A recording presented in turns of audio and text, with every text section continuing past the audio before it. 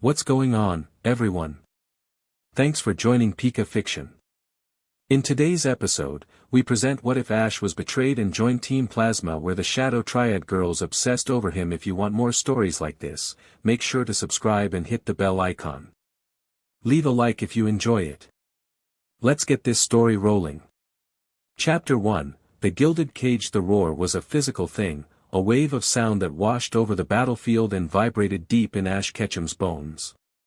It was the collective voice of 100,000 people witnessing the impossible. Across the cratered arena, Alan's Mega Charizard X shuddered, blue flames flickering along the corners of its mouth like dying embers. Its draconic form, once a monument of unstoppable power, wavered before finally collapsing. The heavy thud of its fall was lost in the pandemonium. On Ash's side of the field, Ash Greninja stood, wreathed in a vortex of churning water. The giant shuriken on its back dissipated into mist, its duty done. It didn't look at its fallen opponent. Its red eyes were locked on Ash, a silent question in their depths. Ash met its gaze, a slow, weary grin spreading across his face. He gave a single, sharp nod. We did it. Charizard is unable to battle. Greninja is the winner. Which means the victory, and the title of Kalos League champion, goes to Ash Ketchum of Pallet Town. The announcement was almost unnecessary. The stadium was a sea of ecstatic motion. Confetti rained from the sky, glittering gold and silver in the harsh glare of the stadium lights. Ash felt a hand on his shoulder and turned to see Pikachu there, his little yellow partner chirping a victory cry that was nearly drowned out by the noise. Ash scooped him up, holding him close as Pikachu nuzzled his cheek, the familiar static crackle a comforting presence against his skin. He had done it. After all the years, all the leagues, all the near misses and heartbreaking losses, he had finally stood on the precipice and taken that final, triumphant step. He was a champion. He looked up at the stands, at the faces of his friends. Serena, her eyes shining with tears and pride. Clement, pushing his glasses up his nose, a wide, analytical smile on his face as he no doubt catalogued the finishing move. Bonnie, jumping up and down, Deden mimicking her excitement from her bag. They were his family here in Kalos, the ones who had seen this final push through to its glorious end. The world blurred into a whirlwind of interviews, flashing cameras, and handshakes. He was swept from the arena floor to a press room, then to a podium. The Lumiose Conference trophy felt heavier than he'd imagined, its cold, metallic weight a grounding reality in the surreal haze of victory. He answered questions on instinct, his mind still replaying the final seconds of the battle, the feint, the pivot, the surge of power as he and Greninja moved as one. It was the culmination of everything he had ever learned, a perfect symphony of bond and battle. By the time the sun began to set, casting long shadows from the spire of the Prism Tower, the initial frenzy had subsided. It was replaced by something more formal, more structured. A grand gala was being held in his honor at a lavish hotel overlooking the city. It wasn't just for his Kalos friends. They had all come. Walking into the grand ballroom was like stepping into a dream of his past. The ceiling was a crystal dome, and below it, the low hum of polite conversation mingled with the clinking of glasses. He saw them all. Misty and Brock were standing near a towering ice sculpture of a Pikachu, Brock already trying to charm a passing waitress while Misty rolled her eyes, a fond smile playing on her lips. May and Max were in a heated but friendly debate with Dawn, gesticulating wildly about contest combinations versus battle tactics. Iris and Sylvan were by the buffet, Sylvan meticulously evaluating the flavor profiles of the hors d'oeuvres while Iris seemed to be trying to climb a decorative pillar. They all turned as he entered, and a fresh wave of applause rippled through the room. He felt a blush creep up his neck, still not used to this level of formal adulation. There he is. Brock's voice boomed. He clapped Ash on the shoulder, his grip as solid and reassuring as ever. We knew you had it in you, Ash. We always knew. You were amazing. Dawn chimed in, her smile bright enough to light up the room. That final move was incredible. The way you and Greninja, a truly spicy hot performance, Scylla added with a flourish. A full-course battle with a dessert of pure victory. The greetings came one after another, a warm, overwhelming tide of nostalgia and shared history. He hugged May, high-fived Max, and endured a noogie from Iris, who called him a little kid who finally grew up. It felt good. It felt right. And yet, something was wrong. It was a subtle dissonance, a single note played off-key in a perfect melody. He first felt it when he met Serena's gaze across the room. She had been the one to greet him most fervently at the door, a heartfelt, breathless congratulations that had made him feel 10 feet tall. But now, as she stood talking with Clement, her smile seemed brittle. It didn't quite reach her eyes, and her posture was tense, her hands clasped tightly in front of her. He noticed other things, too. Brock's usual boisterous energy was forced, his jokes falling just a little flat. Misty, after her initial greeting, had grown quiet, her normally sharp and teasing demeanor replaced by a somber watchfulness. They were all looking at him, but it wasn't just with pride. There was something else in their eyes. Pity. Apprehension. He couldn't place it, and the uncertainty settled like a cold stone in his stomach. He tried to shake it off. He was tired. It had been a long, emotional day. He was probably just imagining things. He grabbed a glass of juice from a passing tray and let himself be pulled into a conversation with Clement about the future of Pokémon training technology. But even as he talked, he kept scanning the room, his battle-honed instinct screaming that he was missing something. The way his friends would fall silent when he approached a group. The quick, nervous glances they exchanged when they thought he wasn't looking. The air in the ballroom felt thick, heavy with unspoken words. This wasn't a celebration. It was a wake. Ash? He turned. It was Brock. His oldest friend's face was serious, the forced joviality gone. Could you come with us for a second? We set up a more private room. For the original group to give you a proper congratulations. Away from all this. Ash hesitated.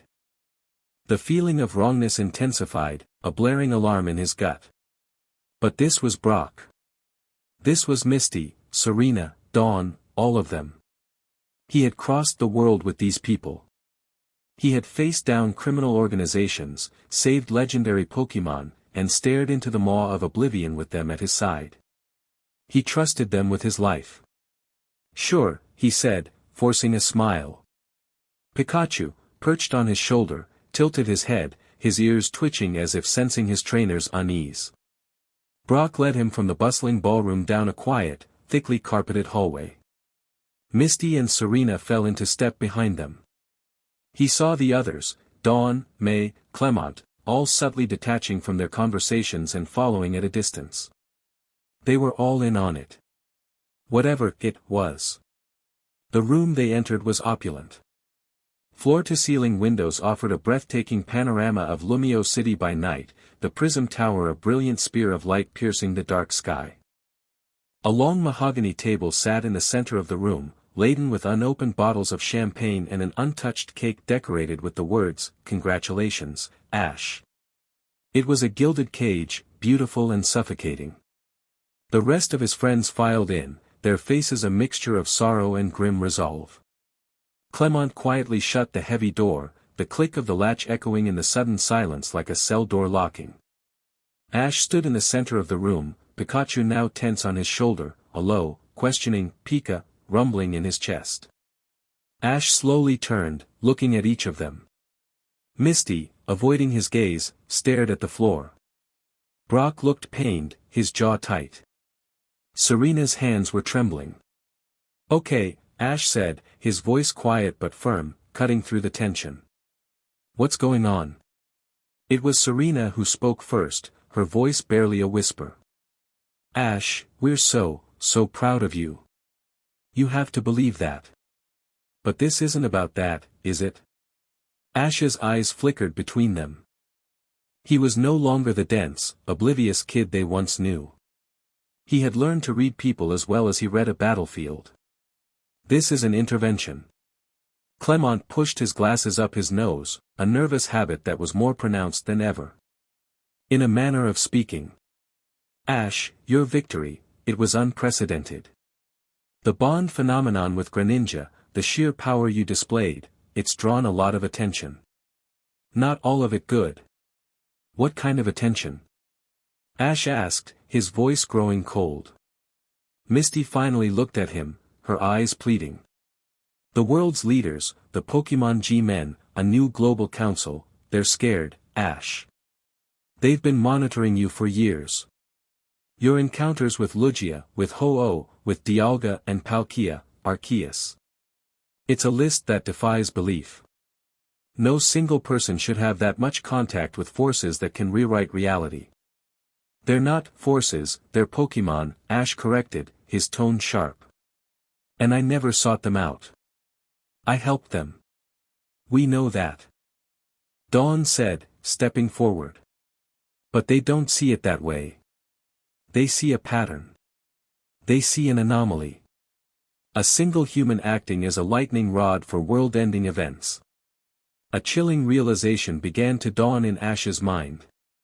He thought back to the strange, formal men who had been flanking the League officials, their suits immaculate, their faces devoid of emotion.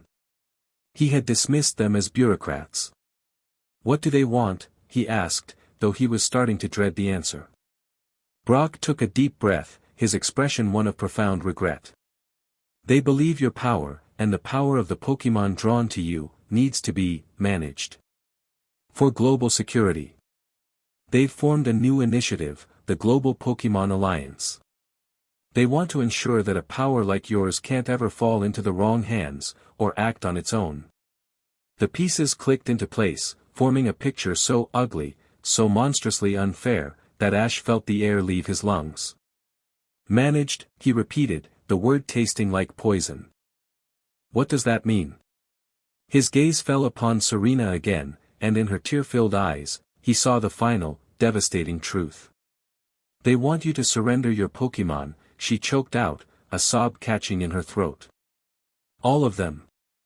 For safekeeping. They'll be held in a secure facility, a habitat where they'll be cared for. It's for the best, Ash. To protect you. To protect everyone. The silence that followed was absolute. Ash stared at her, then his gaze swept across the room, at all the familiar faces, all the friends who had been his entire world. And all he saw were strangers. You all agree with this? He asked, his voice dangerously low. We didn't want to. May cried. They showed us projections, simulations. What would happen if someone like Team Galactic or Team Plasma got a hold of you? The destruction. Ash, we're just trying to prevent a catastrophe. It's the logical choice, Clement added weakly, unable to meet his eyes. The potential for disaster is too high. The data is undeniable. So you're choosing data over me, Ash stated. It wasn't a question. Pikachu, sensing the shift in his partner, leaped from his shoulder to the floor, sparks beginning to crackle at his cheeks. He let out a defiant Pikachu at the assembled group. And Pikachu? Ash's voice was hollow. They want him, too. The partner who's been with me since the very beginning. No one answered. The silence was their confirmation. The trust he had placed in these people, the bond forged over 1,000 shared sunrises and desperate battles, it didn't just break. It detonated. It left behind a void, a black hole of betrayal so vast it threatened to consume him. The warmth he'd felt earlier, the joy, the pride, it all curdled into a cold, hard knot of fury in his chest. He looked at each of them one last time. Misty, the fiery girl who had followed him for a bike he'd destroyed and stayed for a friendship he'd thought was unbreakable. Brock, the steady rock, the older brother who had guided him through his first steps as a trainer. Serena, who had crossed a region just to see him again, whose belief in him had been a constant source of strength. All of them. All of them had stood in this room and decided he was a threat. That his family, his Pokémon, were nothing more than assets to be confiscated. His expression hardened, the last trace of the cheerful boy from Pallet Town vanishing, replaced by the grim visage of a battle-worn commander. "No," he said. The word was quiet, but it landed with the force of a physical blow. It was absolute. Unnegotiable. "Ash, please," Brock pleaded, taking a step forward. "Don't make this harder than it has to be." "You're the ones who made it hard," Ash shot back, his voice raw with a pain that was rapidly transmuting into rage. "You were my friends. I would have died for any one of you. And you're standing here, telling me to hand over my family because some cowards in suits are scared of what I can do." He took a step back, positioning himself between his former friends and the door. "It's not going to happen. Not now. Not ever." As if his words were a trigger, panels slid open in the wood-paneled walls, revealing alcoves he hadn't noticed before. From them stepped a dozen figures clad in sleek, gray tactical gear. They held advanced-looking capture devices, and at their belts, pokeballs of a uniform, metallic design. Alliance enforcers. At the same time, his friends reached for their own pokeballs, their faces etched with misery. "We hoped you would understand, Ash," Misty said, her voice trembling as she enlarged a pokeball. "Don't fight us. You've already made the choice to fight me," Ash snarled, his hand instinctively going to the single pokeball on his belt, where Greninja was resting. "You just didn't have the guts to do it without an army at your back." He didn't wait for them to make the first move. "Pikachu, use agility." Pikachu became a yellow blur, darting across the polished floor as the first attacks were launched. A blast of water from a newly summoned Gyarados, Misty's Gyarados, slammed into the spot where he'd been a second before, shattering a vase. A Luxray, Clemence, appeared with a flash of light, its eyes glowing as it tried to lock on to Pikachu's movements. Ash's mind, a whirlwind of grief and fury just moments ago, snapped into crystal-clear focus. This was a battle. And he knew how to win battles. But this was wrong.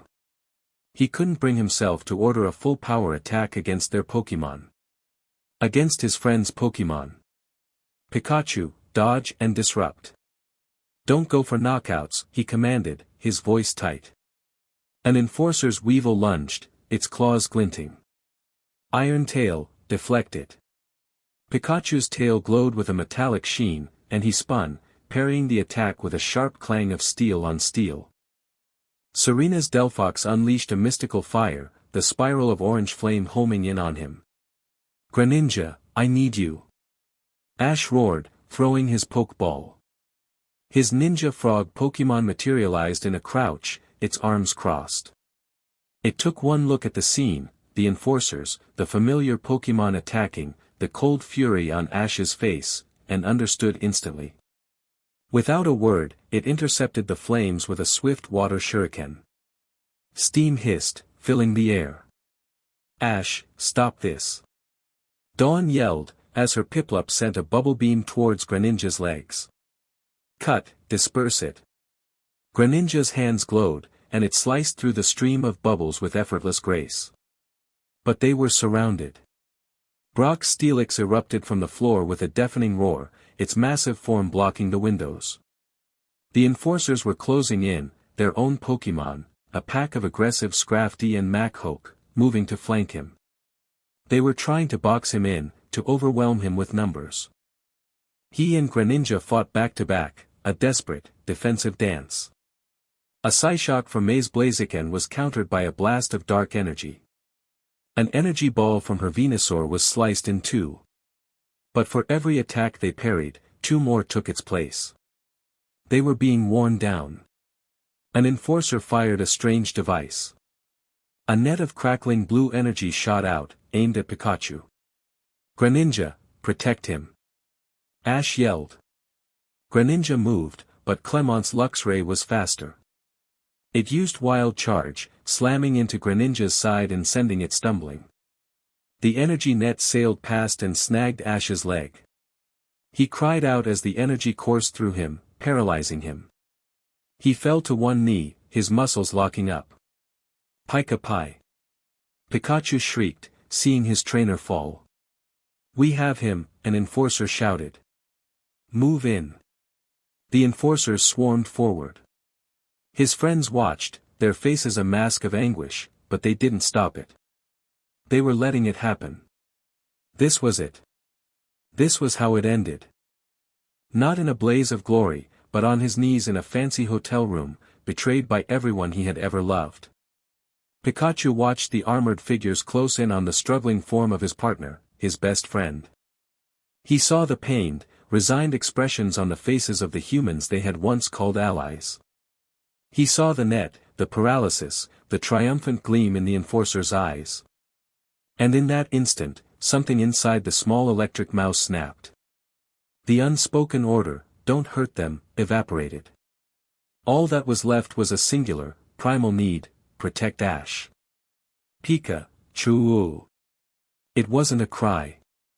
It was a declaration of war. The air in the room became thick with ozone. The lights flickered and died. A blinding, sun-yellow sphere of energy erupted from Pikachu's tiny body, expanding outwards with terrifying speed. It wasn't a controlled thunderbolt. It was a raw, untamed discharge of every ounce of electrical power he possessed, fueled by a decade of love and a moment of pure, unadulterated rage. The resulting explosion of electricity was catastrophic. It slammed into enforcers and Pokémon alike, sending them flying. It struck the energy net holding Ash, shorting it out with a violent crackle. It blew out the windows, sending shards of glass raining down onto the streets below. The mahogany table was blasted into splinters. The entire hotel's power grid overloaded and went dark, plunging them into a sudden, shocking blackness, illuminated only by the residual sparks dancing on Pikachu's fur. For a moment, everyone was stunned. The room was a wreck, filled with the groans of dazed humans and Pokémon. That was the only window he was going to get. "Pikachu, now!" Ash gasped, forcing himself to his feet, his muscles screaming in protest. He scooped up his exhausted partner, whose cheeks were smoking. "Greninja, back to your ball." He recalled his water type and, without a second glance at the devastation or the shocked faces of his former friends, he ran. He burst out of the ruined room and into the darkened hallway. Alarms began to blare throughout the hotel. He vaulted over a luggage cart and slid down a banister, landing in the now panicked lobby. People were screaming, running in every direction. He didn't stop. He pushed through the revolving doors and out into the cool night air of Lumio City. He could hear shouts behind him. "He's getting away. After him." The chase was on. He ran, his lungs burning, Pikachu clinging tightly to his shoulder. He ducked into a narrow alleyway, the scent of garbage and stale water filling his nostrils. He could hear them coming. A blast of fire, Serena's Delphox, singed the wall beside his head. He didn't look back. He couldn't. If he looked back, he might hesitate. He couldn't afford that. He was a creature of pure instinct now. He scaled a chain-link fence, ignoring the metal digging into his palms, and dropped into another backstreet. The labyrinthine streets of Lumios, which he'd once explored with wide-eyed wonder, were now a hunting ground, and he was the prey. He could feel them closing in. A torrent of water blocked the end of the alley. Misty's Gyarados. He spun around, only to see Brock Steelix smashing through a wall, cutting off his retreat. Its red eyes glowed menacingly in the dark. He was trapped. He pressed himself against a cold brick wall, panting, his heart hammering against his ribs. Pikachu bared his teeth, letting out a weak but defiant growl. Ash held him tighter. "It's over, Ash," Brock's voice echoed from behind the colossal form of his Pokémon. "Just give up. We don't want to hurt you." "Liar," Ash spat, his voice filled with venom. Figures landed on the rooftops around him. The Alliance enforcers, recovering far faster than he'd hoped. They had him completely surrounded. This was a textbook capture maneuver. There was no escape. He closed his eyes, clutching Pikachu. He had failed. And then, from the deepest shadows of the alley, something new moved. It started with a whisper of displaced air. A black-clad figure dropped from a rooftop directly behind the Steelix, landing without a sound. Before Brock's Pokémon could even register the presence, a flash of brilliant purple light erupted. Abyss Harp, its body sleek and deadly, slammed an iron head into the back of Steelix's neck. The giant steel snake roared in pain and surprise, its head crashing into the ground as it recoiled. Simultaneously, a wave of unseen force washed over the alley. The enforcers on the rooftops cried out, clutching their heads as a crippling psychic migraine assaulted them. Their targeting systems went haywire, and two of them tumbled from their perches. From another shadow, a Greninja emerged. But it wasn't his. This one was darker, its movements more fluid, almost spectral. With a flick of its wrist, it launched 3 shuriken. They weren't made of water, but of a black, viscous substance that splattered against the Gyarados' face, instantly hardening into a binding agent that covered its eyes and mouth. The great sea serpent thrashed blindly, disoriented and neutralized. 3 figures stepped out of the darkness, positioning themselves between Ash and his pursuers. They were all women, clad in identical, form-fitting black bodysuits that seemed to absorb the faint city light. Their faces were obscured by masks that covered their upper jaws, leaving only their mouths and chins visible. One stood with her hand on the hilt of a blade at her hip, her posture radiating lethal confidence. The second held a datapad, her fingers flying across its surface, a faint psychic aura shimmering around her. The third was a ghost, her presence barely detectable, her eyes, visible through the slits in her mask, fixed on Ash with an unnerving intensity. The Shadow Triad.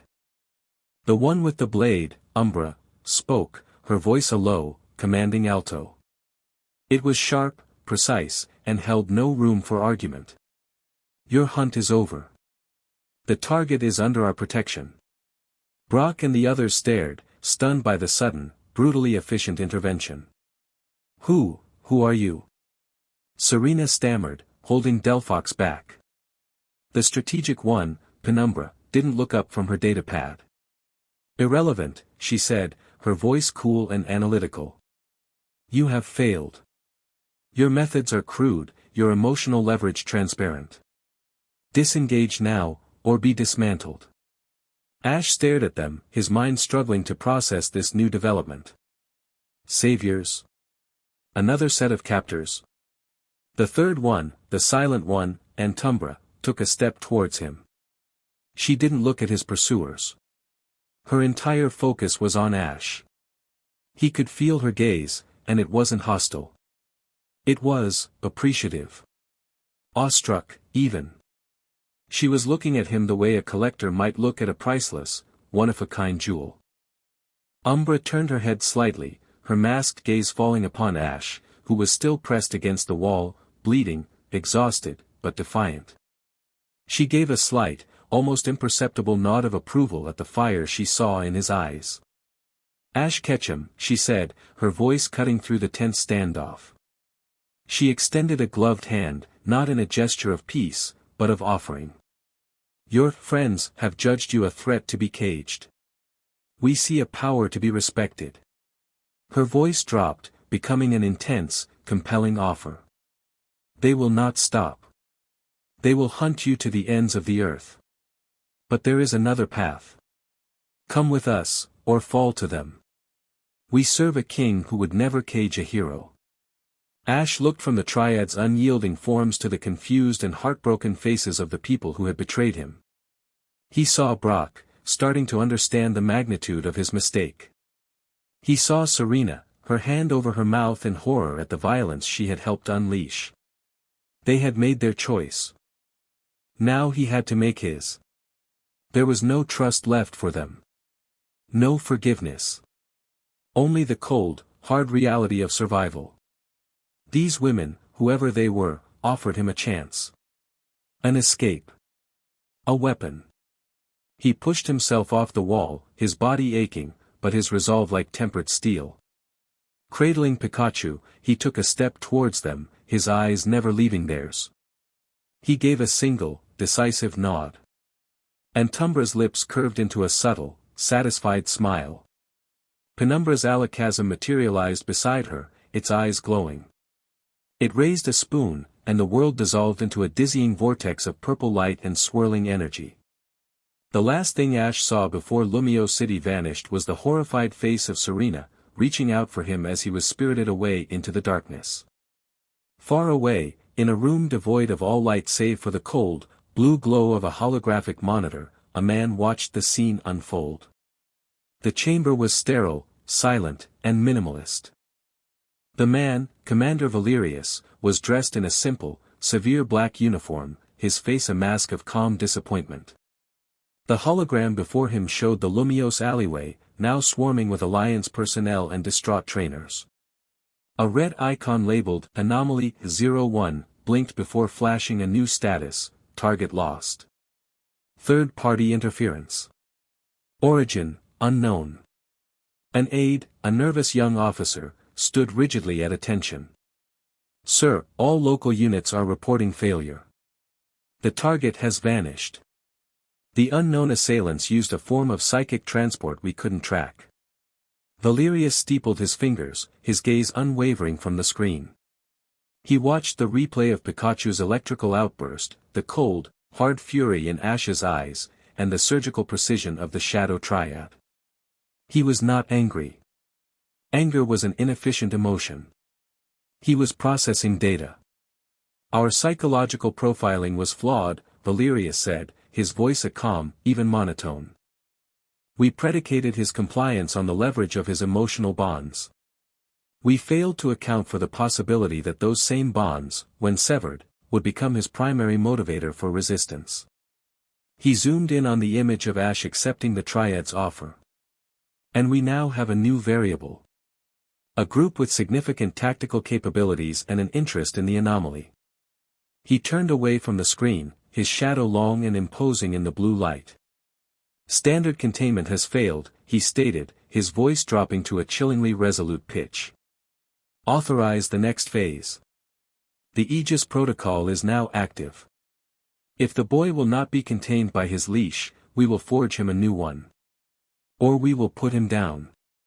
Chapter 2, The Black and White Truth. The world resolved itself with a nauseating lurch. One moment, Ash was in a grimy Lumiose alleyway, the next, he was standing on cool, polished obsidian. The air was different, heavy and ancient, tinged with the scent of ozone and cold stone. He stumbled, his legs still weak, and would have fallen if not for a steadying hand on his arm. It was Umbra. Her grip was like steel. Easy, champion, she said, her voice a low murmur. Psychic transport can be disorienting the first time. Ash shook his head, pushing her hand away as he found his footing. He wasn't her charge to be coddled. Pikachu, still cradled in his arms, let out a weak groan, the fur on his back matted and his cheeks devoid of their usual rosy color. The massive electrical discharge had taken nearly everything out of him. Ash's immediate concern dwarfed any disorientation he felt. He looked up, and his breath caught in his throat. He was in a colossal throne room. The ceiling soared hundreds of feet overhead, lost in shadow. Light filtered in from vast, arched windows that looked out not onto a city, but onto a swirling sea of clouds. The floor was a mosaic of black and white tiles that stretched into the distance, converging on a single, empty throne carved from what looked like petrified wood. Pillars thick as ancient redwoods lined the hall, etched with intricate carvings of Pokémon, some he recognized, some he had only seen in myth. It was a place of immense power and sorrowful beauty. And it was moving. He could feel a subtle, deep vibration through the soles of his shoes, a low hum that spoke of engines the size of mountains. "Where are we?" Ash demanded, his voice raspy. He scanned the room, his eyes automatically cataloging exits, threats, and tactical positions. The Triad stood nearby, their stances relaxed but ready. They were the only other people in the vast hall. "Home," a new voice answered. It was gentle, melodic, and carried a strange echo of familiarity. From behind the throne, a man emerged. He was tall and slender, with startlingly long, green hair tied back in a low ponytail. He wore simple, flowing white and black garments, and his expression was one of deep, empathetic sadness as he looked at Ash. A battered-looking Zorua trotted at his heels. Ash recognized him instantly. The idealistic, misguided king who had tried to liberate all Pokémon, only to be used as a pawn by his own father. Ash said, the name a statement of fact. Harmonia Gropius smiled, a faint, weary thing. It has been a long time, Ash. I wish we were meeting again under better circumstances. I heard what they did to you. What your friends did. The mention of his friends sent a fresh spike of cold fury through Ash's veins. He said nothing, merely tightened his hold on Pikachu. The women who brought you here, continued, gesturing to the Triad, who bowed their heads in silent deference, are my most trusted agents. The Shadow Triad. They informed me of the Alliance's plan. We acted as quickly as we could. Why? Ash's question was blunt. What's in it for you? He wasn't a fool. No one did something like this for free. A chance to build the world I once spoke of, said, his gray eyes earnest. After my defeat, after I saw the truth through my battle with you, I understood. Forcing liberation upon Pokémon was wrong. But the world we live in, where Pokémon are treated as tools, as weapons to be controlled, as anomalies to be locked away, that is just as wrong. The system your friends now serve is built on a foundation of fear, not partnership. He walked closer, his steps silent on the stone floor. He stopped a respectful distance away, his gaze falling on the exhausted Pikachu. I reformed Team Plasma, Ash. Not the army my father created, but a sanctuary. A society of trainers and Pokémon who believe in true companionship. We protect those who are hunted for being different. We rescue Pokémon from exploitation. We are a whisper in the dark, a rumor of a better way. He gestured around the grand, moving hall. This is our new castle. A mobile fortress, hidden from the world, powered by technology and the will of the Pokémon who choose to live here with us. We offer you sanctuary here. A place to heal. N's eyes met Ash's, and for the first time, Ash saw not pity, but understanding. But I hope you will accept more than just that. N's voice grew stronger, filled with a passionate conviction that reminded Ash of the man who had stood atop his castle and challenged the entire Unova League. The world thinks you are a monster, Ash Ketchum. They fear your strength. They fear your bond. But I have seen it. I have heard the voices of your Pokémon. The love they have for you is the purest truth I have ever known. That power you possess is not a threat to the world. It is its hope. I am asking you to lead us. To be the symbol they need. A king who fights alongside his partners, not a master who commands his subjects. The unbound king, free from the chains of a corrupt system. Ash stared at him, the grand words washing over him. Led them? A king? It sounded insane. He was a Pokémon trainer from Pallet Town. A few hours ago, he was the Kalos League champion. Now he was a fugitive being offered a throne in a flying castle by a man who could talk to Pokémon. His whole world had been turned upside down twice in one day. He looked down at Pikachu. His partner was stirring, his breathing shallow. That was the only thing that mattered right now. The politics, the grand speeches, the titles, it was all just noise. He needs a Pokémon Center, Ash said, his voice flat, ignoring everything N had just said. N's expression didn't falter. It softened. Of course. We have the finest medical facilities in the world, staffed by nurses who have sworn our oath and Pokémon who assist them willingly. He turned to the Triad. Antumbra, please escort our guest to the infirmary. See to it that he and his partner have everything they need. The quietest of the three, the one who had watched him with such intensity in the alley, stepped forward. This way, she said, her voice a soft, breathy whisper. Ash followed her without another word, leaving N and the other two Triad members behind in the cavernous throne room. He didn't trust them. He didn't trust anyone. But for Pikachu, he would walk into the belly of any beast. The infirmary was a stark contrast to the gothic grandeur of the throne room. It was clean, bright, and filled with advanced medical equipment that made the standard Pokémon Center look archaic.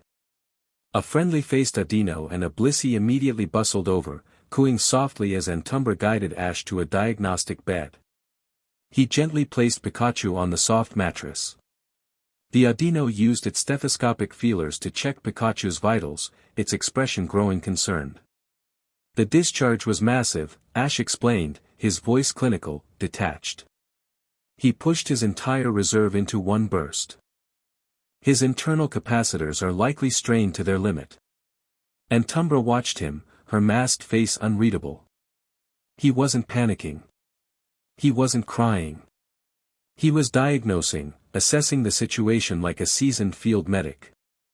She saw the deep, pragmatic love beneath the cold exterior, a love that expressed itself not in pointless worry, but in effective action. "We can help him," she said softly. "But he will need time to recover. And so will you." She gestured to a chair. "Rest." Ash didn't sit. He stood by Pikachu's bedside, one hand resting on his partner's fur, as Blissey and Adino began their treatment, placing pads connected to a machine that emitted a low, restorative hum. He didn't move for hours.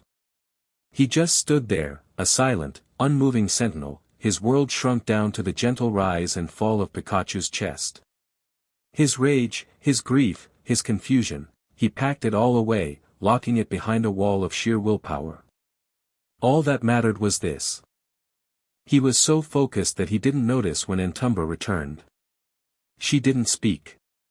She simply placed a small, ceramic bowl on the table beside him. Inside were crushed herbs, a dark green paste that smelled faintly of citrus berry and something else, something earthy and potent. Ash glanced at it, then at her. "What is it?" "A poultice," she whispered. "From my village. It helps soothe spiritual exhaustion. The kind that comes from a deep connection being wounded." Her gaze flickered from Ash to Pikachu and back again. She wasn't just talking about the Pokémon. "It will help him rest." He looked at the paste, then at her masked eyes. It was a simple gesture, but it was the first act of genuine, unconditional kindness he had received since this nightmare began. He gave a short, sharp nod of thanks. Using one finger, he carefully scooped up a small amount of the poultice and gently rubbed it onto Pikachu's chest, just above his heart. His partner seemed to relax almost instantly, his breathing evening out into a deep, peaceful sleep. Ash finally allowed himself to sink into the chair, the exhaustion of the past day hitting him like a physical blow. Antumbra lingered for a moment, her presence a silent, unobtrusive shadow. She could feel it, the thing the Alliance feared. It wasn't just a bond. It was an aura, a radiant life force that pulsed from him, even now when it was frayed and damaged. It was beautiful. And it was powerful. She had found a spirit worthy of reverence. She slipped away as quietly as she had come. For the next few days, Ash's life fell into a quiet routine. He rarely left the infirmary, and when he did, it was to a private room they had assigned him, a Spartan but comfortable chamber with a single window looking out onto the endless clouds. He ate what was brought to him without comment and spoke only when necessary. His other Pokémon remained in their Pokeballs, resting. He needed to be at his best before he let them out. He couldn't show them his weakness. The Triad were his constant, silent companions. They had been assigned as his guards, but it felt more like they were his observers. They gave him space, but they were always there. On the third day, as Ash was watching Pikachu finally begin to stir, Penumbra entered his room. She was the strategist, the one with the data pad. She held it now, its screen glowing. "N requests a tactical evaluation," she said, her tone crisp and professional. "He believes your insights would be invaluable." Ash glanced at her, then back at Pikachu. I'm not in the mood for games. This is not a game, Penumbra replied, her voice unwavering. It is a simulation. A core part of our training doctrine. We analyze past battles, hypothesize future ones. It is how we stay sharp.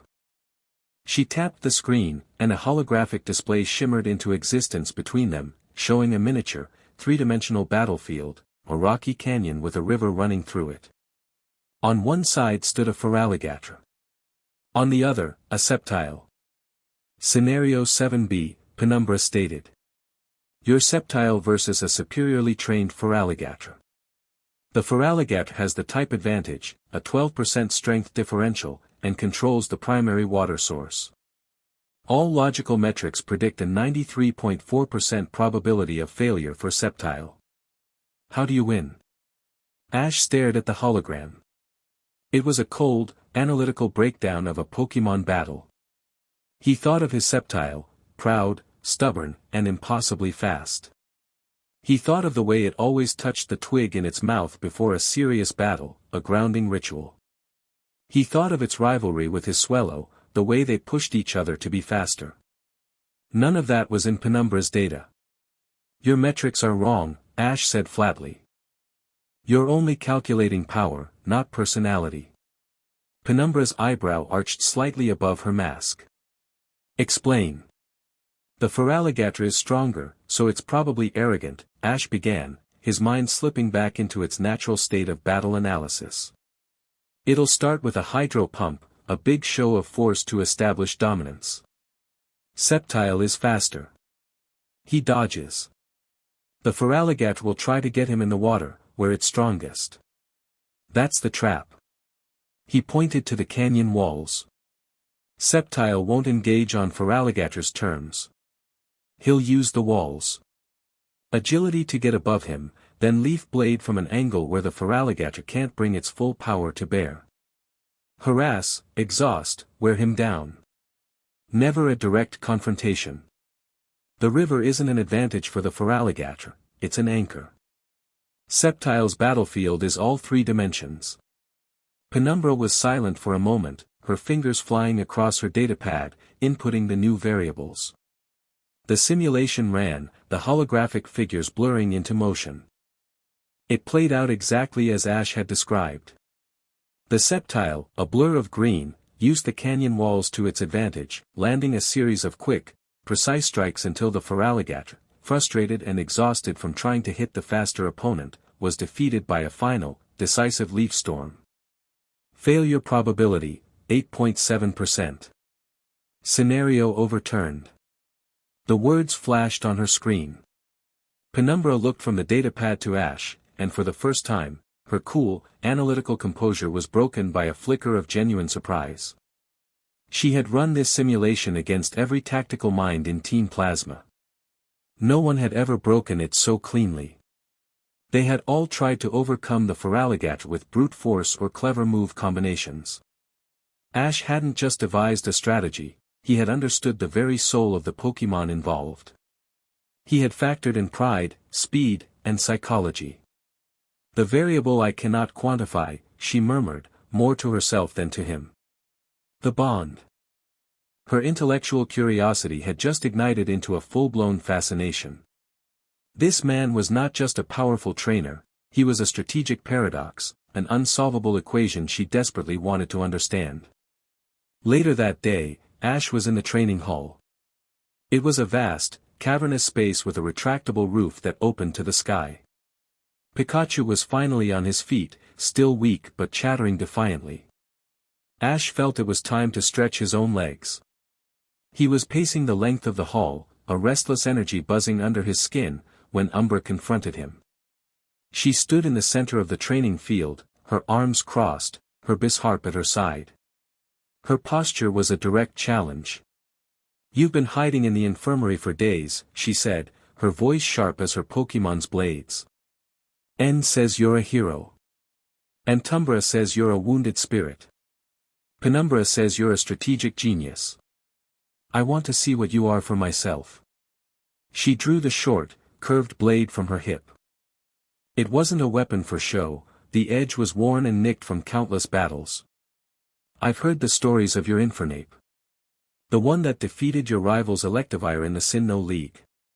The one with the unquenchable fire. Her eyes, visible through her mask, glinted with a predatory light. I want to see that fire. One-on-one. My Bisharp against your Infernape. No holding back. Ash stopped pacing. He looked at her, at the raw, challenging energy she projected. This wasn't a test. It was a demand for respect, to be earned through combat. A language he understood perfectly. A slow grin, the first genuine one in days, touched his lips. You're on, he said. He unclipped a pokeball from his belt. Infernape, I choose you. The firefighting monkey appeared in a flash of red light, letting out a wild, guttural cry. It took one look at the Bisharp, at Umbra, and at the look on Ash's face, and it knew. This was a real fight. Its fists ignited with flame. Bisharp, Night Slash, Umbra commanded without preamble. Infernape, Mach Punch. Ash countered. The two Pokémon became blurs. Bisharp's arm blades glowed with dark energy as it lunged forward, while Infernape met it head-on, its fist a piston of fighting energy. The clang of their collision echoed through the hall like a hammer on an anvil. They sprang apart, both unscathed, both sizing each other up. The battle that followed was a whirlwind of savage grace. It was not about type advantages or elaborate strategies. It was a pure contest of speed, power, and will. Bisharp was a whirlwind of steel, its iron head and X-scissor attacks relentless and precise. Infernape was a dancing flame, dodging and weaving, countering with close combat and flare blitz. They were perfectly matched. For every blow Bisharp landed, Infernape returned it with equal ferocity. Ash and Umbra stood on opposite sides of the field, not shouting a flurry of commands, but moving in sync with their partners, a single word or a subtle gesture all that was needed. Umbra was in her element. Her breath came in quick, excited gasps. Every other opponent she had ever faced had fallen to her Bisharp's overwhelming offensive. But Ash and his Infernape met her aggression with their own, turning the fight into a brutal, beautiful dance of destruction. She wasn't just battling, she was feeling the thrill of a true challenge for the first time in years. Dig! Ash yelled, as Bisharp prepared a guillotine attack. Infernape tunneled underground, avoiding the one-hit KO move. Stay sharp. Umbra commanded her Pokémon, knowing what was coming. The ground erupted behind Bisharp, and Infernape shot out, its fist cocked for a thunder punch. But Umbra had anticipated it. Metal burst. Bisharp spun, its metallic body glowing, and caught the thunder punch on its armor. It absorbed the energy and fired it back in a blast of retaliatory force that sent Infernape skidding across the floor, its body smoking. The fire ape struggled to its feet, panting heavily. It was badly injured. Bisharp, too, was showing signs of wear, its armor dented and scraped. You're good, champion, Umbra called out, a genuine, exhilarated grin on her face. But it's over. Ash just smirked. Not yet. He looked at his Pokémon. Infernape, let's show her. Infernape met his gaze, and a new fire ignited in its eyes. Its body erupted in a colossal pillar of flame. Its blaze ability, activated. But this was different. It wasn't the wild, uncontrolled rage of its past. It was focused, controlled, a furnace of power roaring under Ash's command. Umbra's grin widened. There it is. Flare Blitz, Ash said, his voice quiet. Infernape became a living comet, cloaked in an inferno so intense it seemed to warp the air around it. It shot across the field. Meet it head-on. Umbra roared. Iron Head. Bisharp charged, its body a gleaming silver bullet. The two collided in the center of the hall. The resulting explosion was blinding, a concussive blast of fire and steel that shook the very foundations of the castle. When the smoke cleared, both Pokémon were down, unconscious in the center of a blackened crater. It was a draw. Umbra stood panting, staring at the carnage. She wasn't disappointed. She was electrified. She threw her head back and let out a sharp, joyous laugh. She had found him. The perfect warrior. The king she had been waiting to serve, one whose strength not only matched but challenged her own. Her professional admiration had just become a warrior's devotion. The next day, the real mission came. N summoned Ash and the Triad to the main strategy room, a circular chamber dominated by a holographic map of the Unova region. "Gets this," N said, his voice grim. "He's beginning to move again. We've received intelligence that a cell of his loyalists is operating a large-scale Pokemon trafficking ring out of the Castelia City docks. They're using the profits to fund his return to power." A red dot pulsed on the map, over the waterfront district of the sprawling metropolis. The local authorities are either bought off or too scared to act. Hundreds of Pokemon are being shipped out in terrible conditions. Ash looked at the red dot, and the cold fury he had been suppressing since Lumio City finally found a target. This was not a game. This was not a simulation. This was real. These were Pokemon suffering because of a madman's ambition. "We're going to shut them down," Ash said, his voice leaving no room for argument. He looked at N, "Tonight." N nodded, a look of grim pride on his face. He had offered Ash leadership, and Ash was now taking it. "The Triad is yours to command." Ash turned to the three women. He was no longer the broken boy from the infirmary.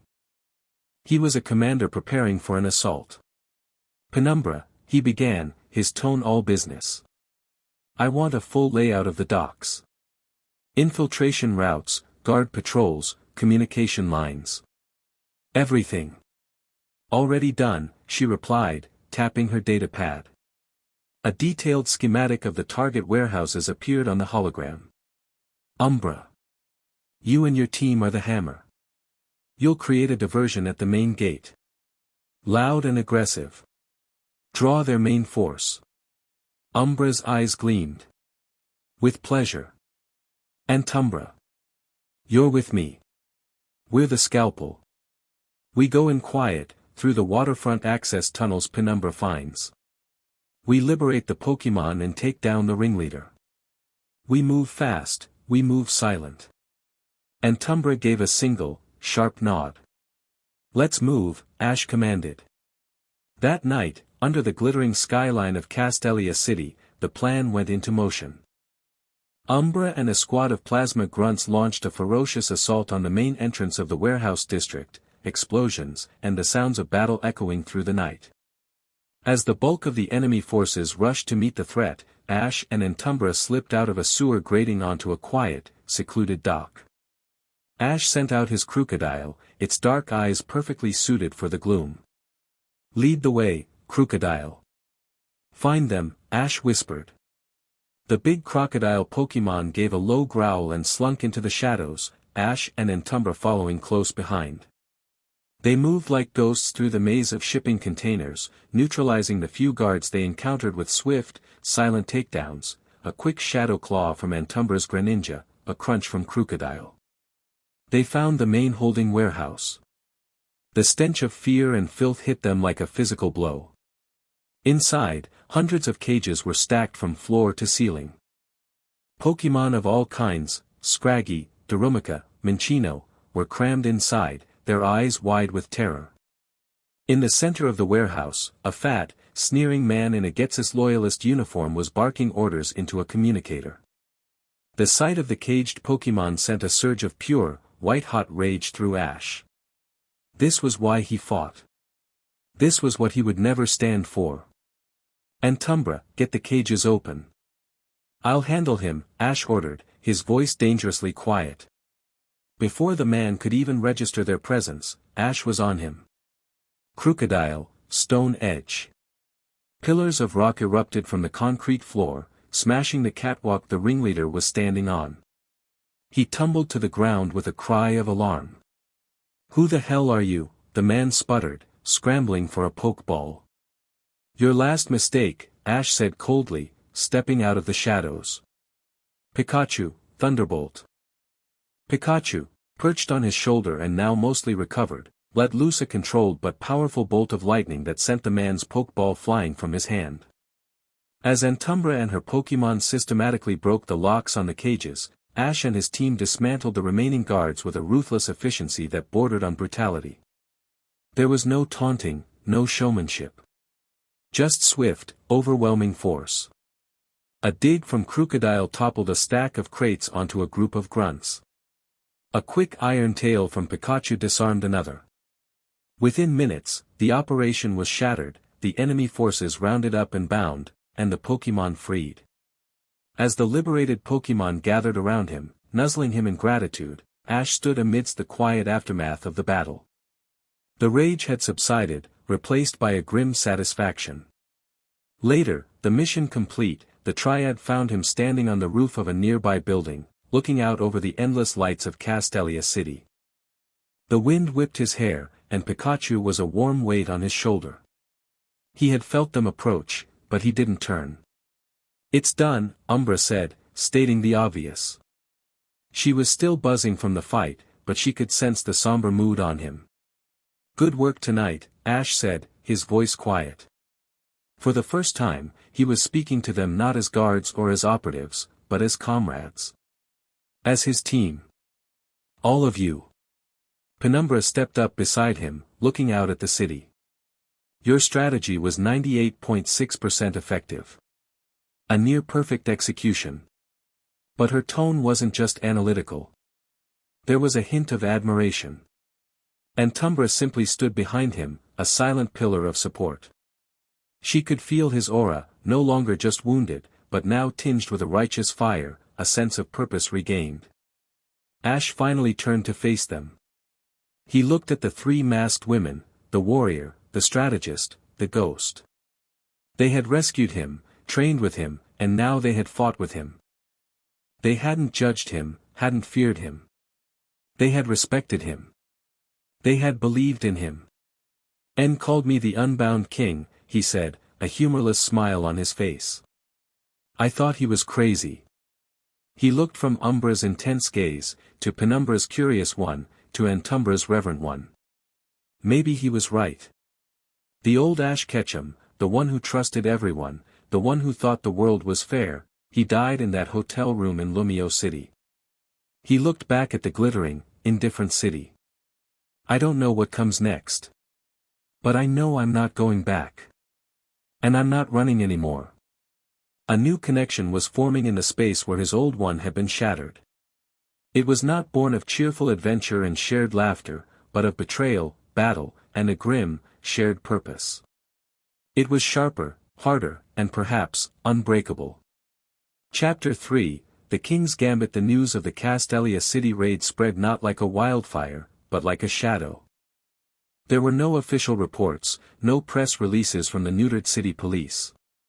There was only the aftermath, a major Pokémon trafficking operation dismantled overnight, hundreds of Pokémon returned to the wild or to waiting trainers, and a dozen of Ghetsis' most notorious loyalists found bound and humiliated for the morning shift of dockworkers to discover.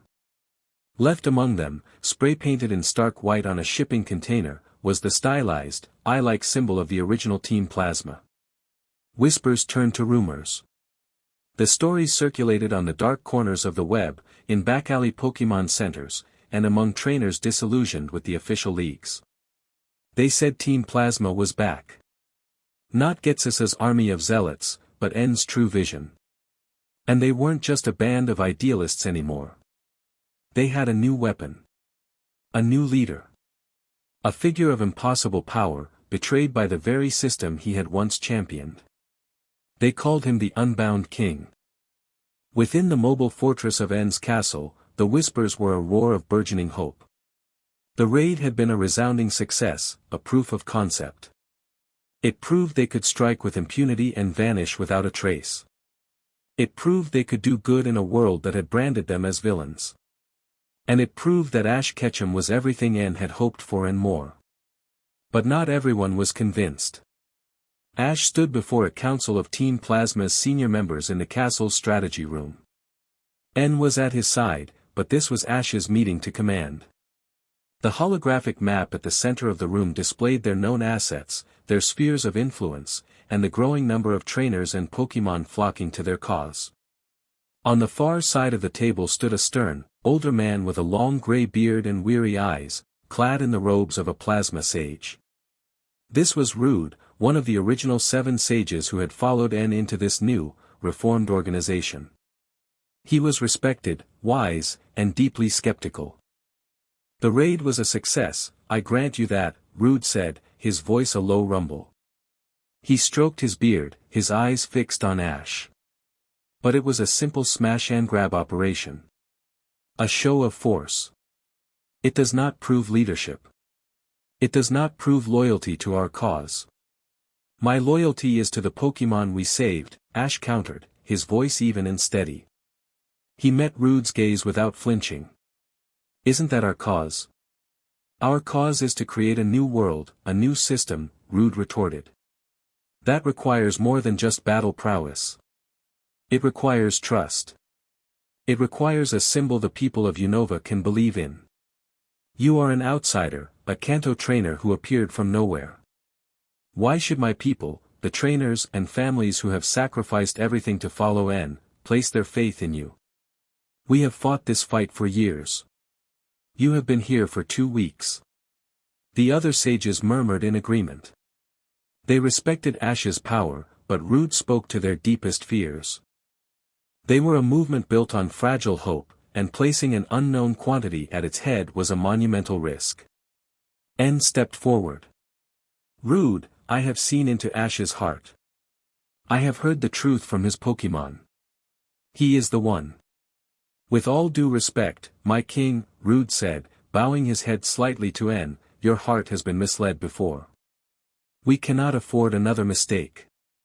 The people need proof. A public demonstration.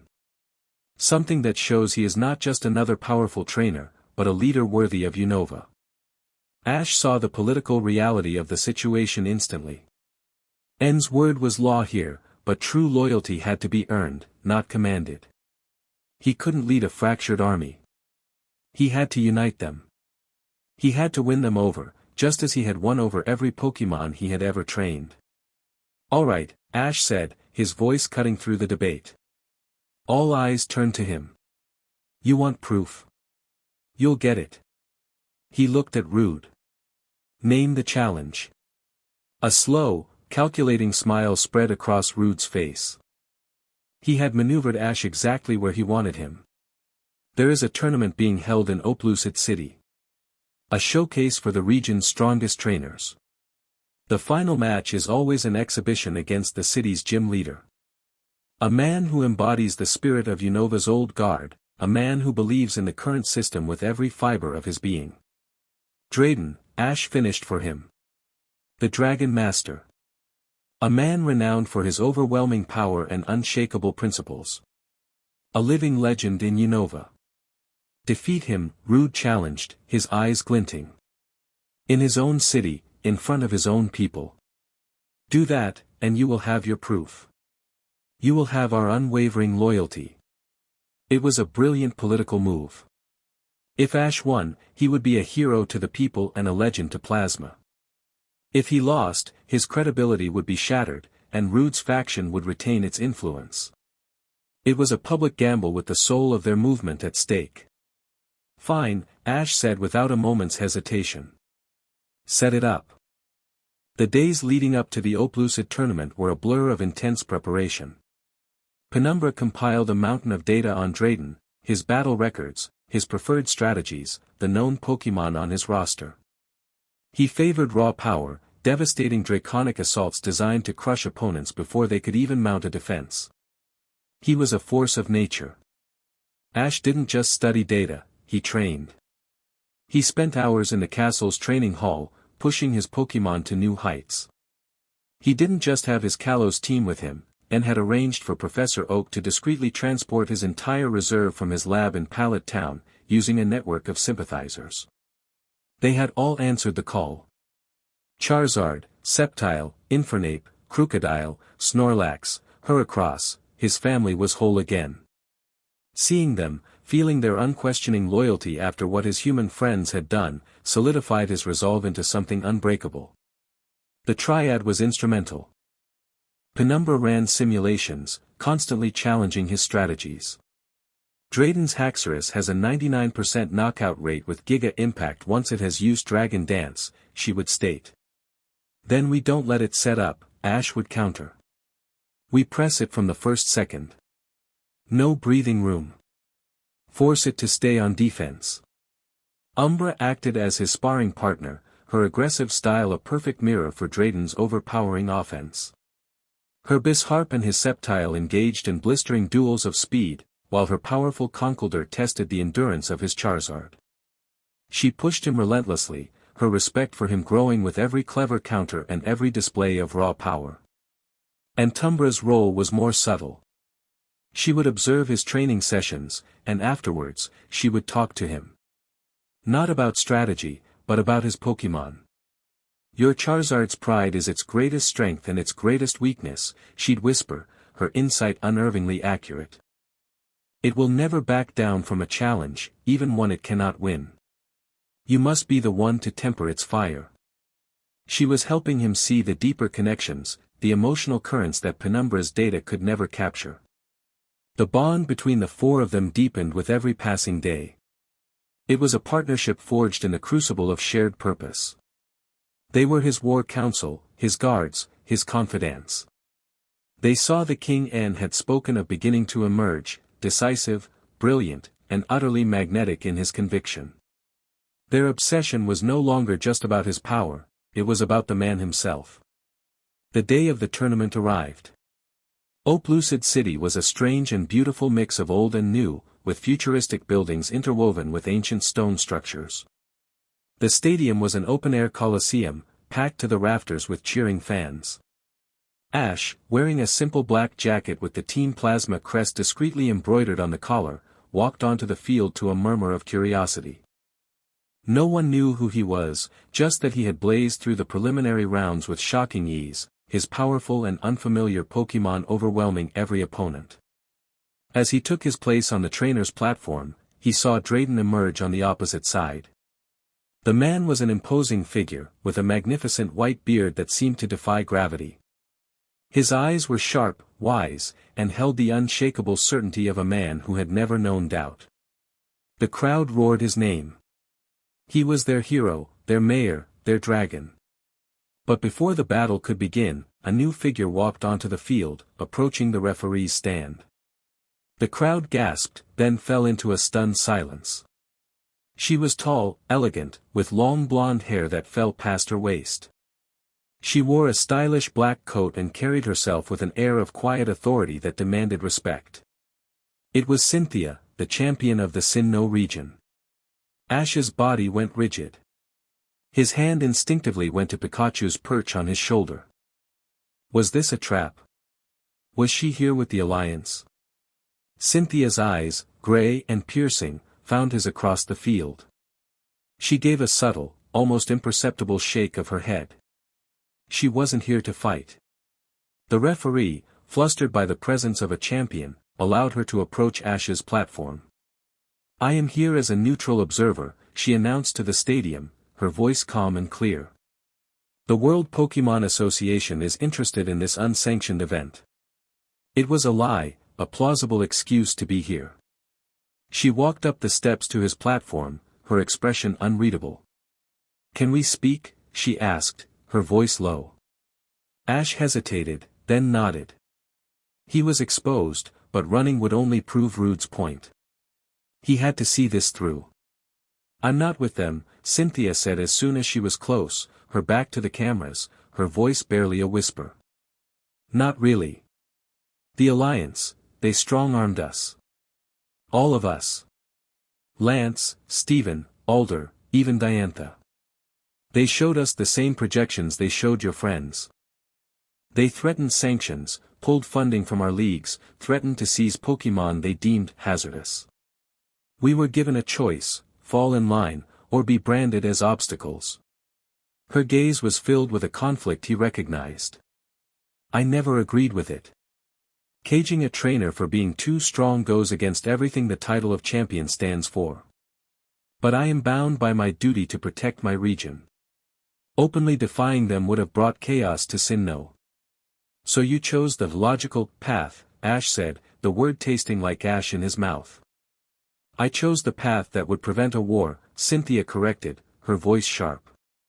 But watching you, hearing the whispers. I'm beginning to question that choice. She looked at him, her champion's eyes assessing him not as a threat, but as a peer. What is it you're trying to build here, Ash? Vengeance?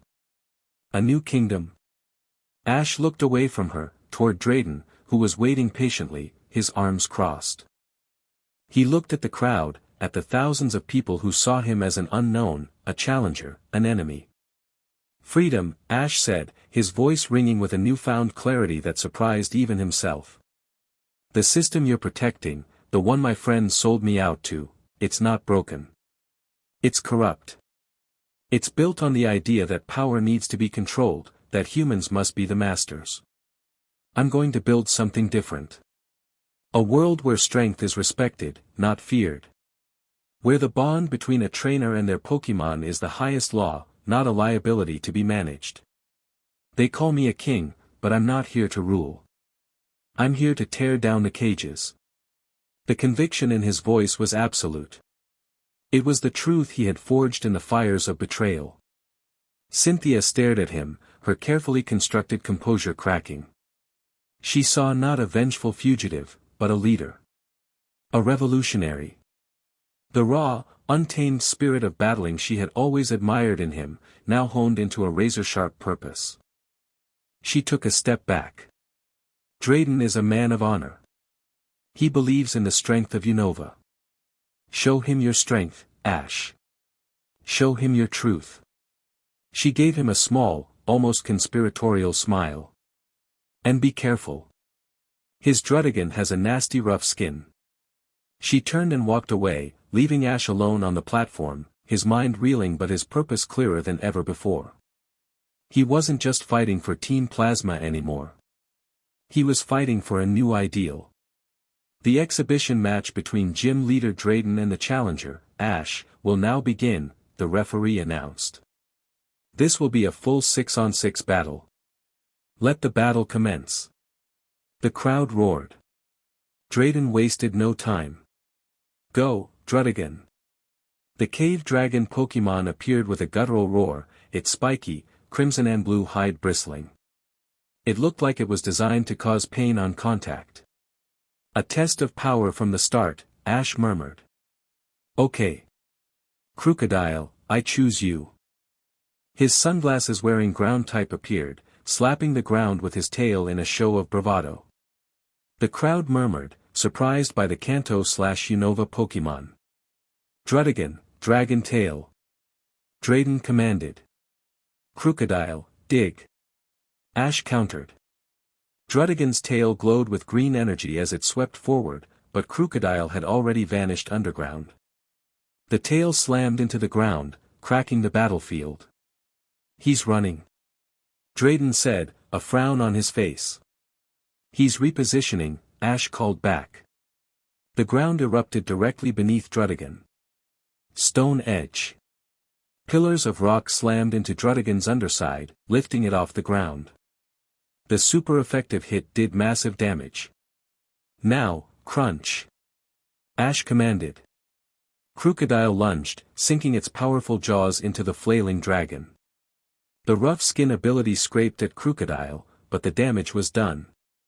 Drudigan crashed to the ground, defeated. A stunned silence fell over the stadium. The challenger had just taken down one of Drayden's dragons in less than a minute.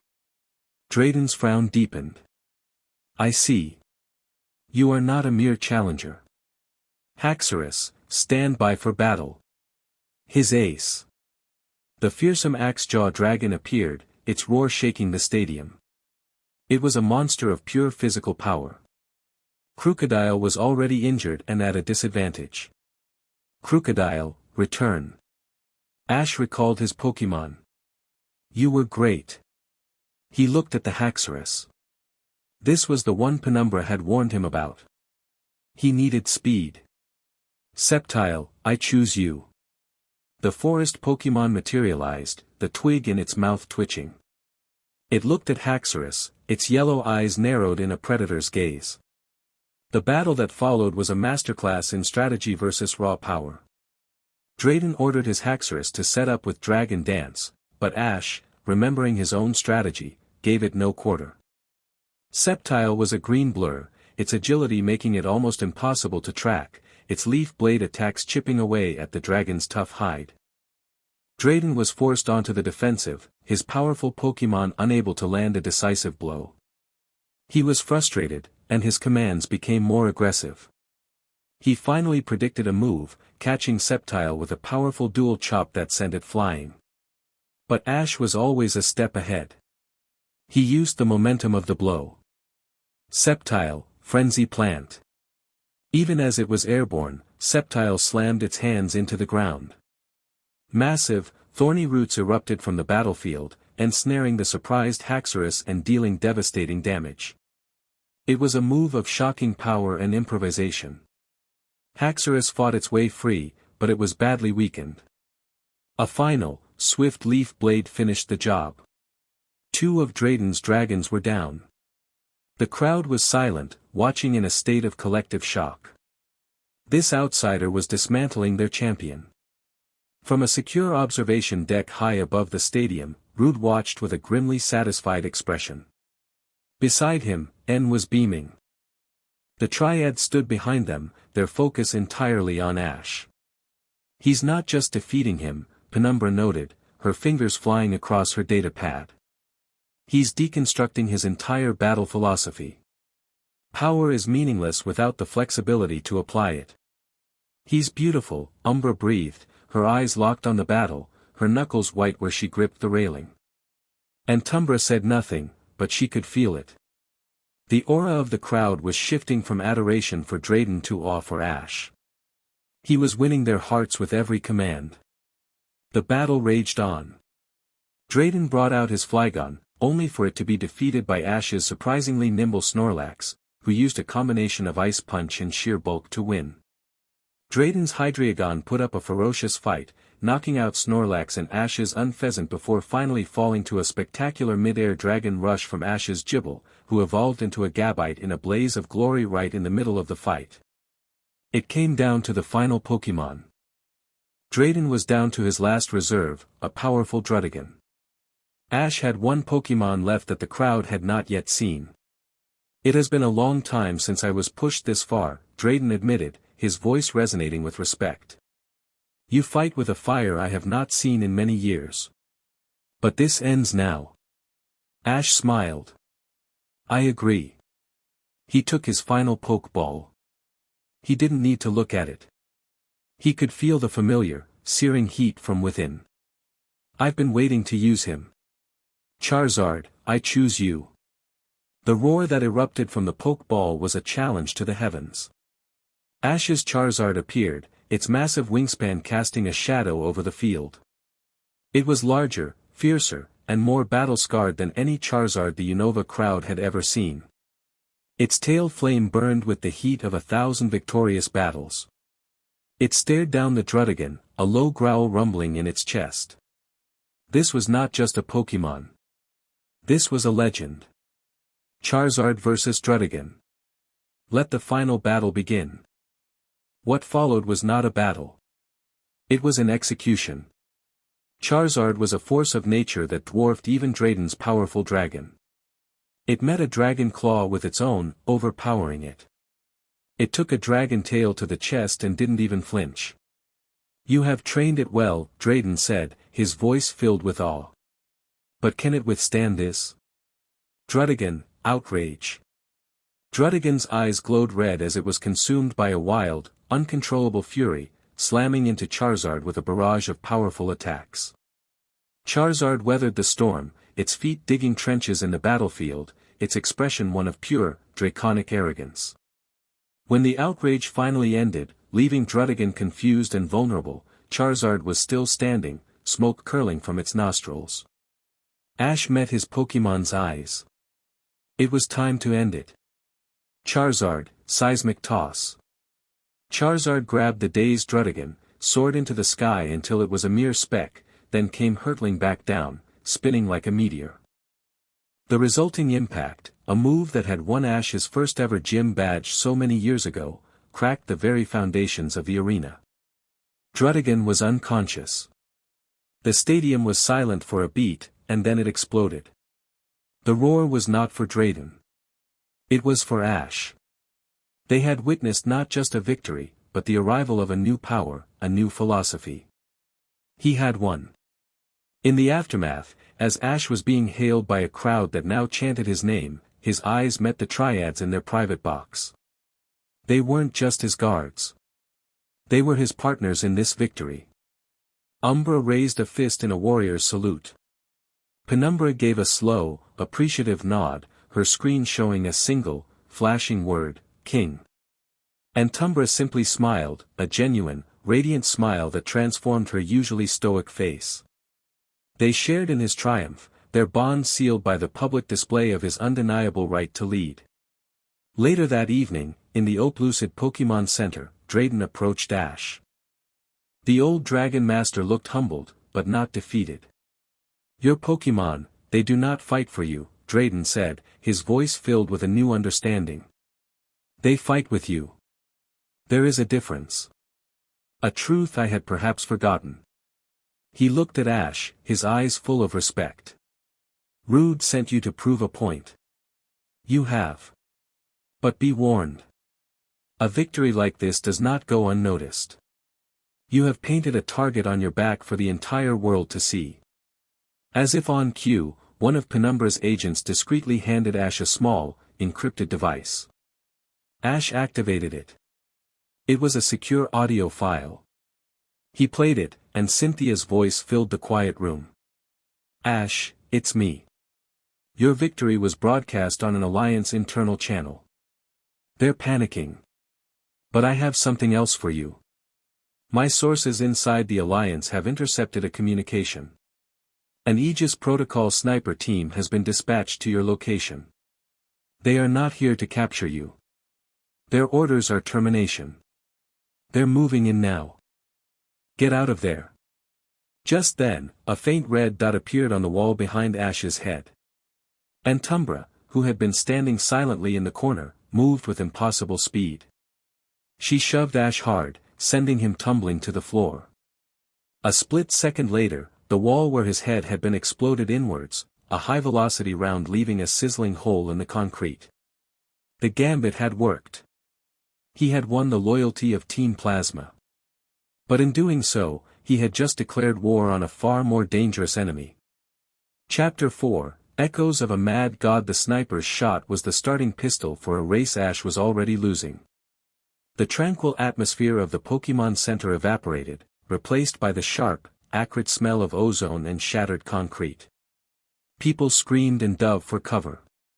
Drayden, his age belying his reflexes, had already thrown himself behind a reinforced counter, bellowing for civilians to get down. Ash rolled, coming up in a crouch behind an overturned medical gurney. The red laser dot swept across the room, hunting. Pikachu, a golden blur of fury, leaped from Ash's shoulder, electricity crackling from his cheeks, ready to unleash hell. "No, Pikachu. Not here." Ash commanded, his voice a sharp bark. A wild thunderbolt in this crowded room would cause more harm than good. He needed control. He needed to get outside. And Tumbra was already a ghost. She had melted into the chaos, her dark suit making her nearly invisible in the flickering emergency lights. He saw a flicker of movement near the ceiling vents, her Greninja, moving silently to flank the unseen enemy. Umbra and Penumbra, who had been waiting in the lobby, burst into the room, their expressions grim. Umbra's hand was already on her Bisharp's pokeball, her eyes scanning the rooftops through the shattered window. "Sniper team, at least 2. Penumbra announced, her datapad already displaying a wireframe of the surrounding buildings. "One at 12 o'clock high, the other, there. 3 o'clock. They have us in a crossfire." Another shot rang out, this one aimed at Penumbra. A shimmering pink barrier materialized in front of her, her alakazams protect, and a bullet ricocheted harmlessly into the ceiling. "They're using armor-piercing rounds," Umbra growled, her voice tight with cold fury. "Military grade. This is Aegis." They were pinned down. The snipers were patient, professional. They weren't just trying to kill Ash, they were trying to control the area, to funnel him into a trap. "We can't stay here," Ash said, his mind racing. "Umbra, lay down covering fire. Not at them, at their positions. Make them move. Penumbra, find us a way out of this kill box." "Sub-level." "On it," Penumbra replied, her fingers a blur. "Charizard, I need you." Ash yelled, tossing a pokeball into the air. His mighty fire dragon materialized with a deafening roar, his sheer size filling the wrecked Pokémon Center. "Use smoke screen. Fill the entire street." Charizard inhaled and unleashed a colossal cloud of thick, black smoke that billowed out of the shattered window, instantly obscuring the sniper's line of sight. Under the cover of the smoke, Umbra's Bisharp and Penumbra's Alakazam went to work. Bisharp launched a volley of dark pulse spheres toward one rooftop, not to hit the sniper, but to force them to relocate. Alakazam used Psychic to rip a metal advertising sign from a nearby building and slam it into the other sniper's nest. "Sub-level access tunnel, 20 meters ahead, behind the reception desk," Penumbra called out. "It leads to the old city aqueducts. Go. Now." Ash commanded.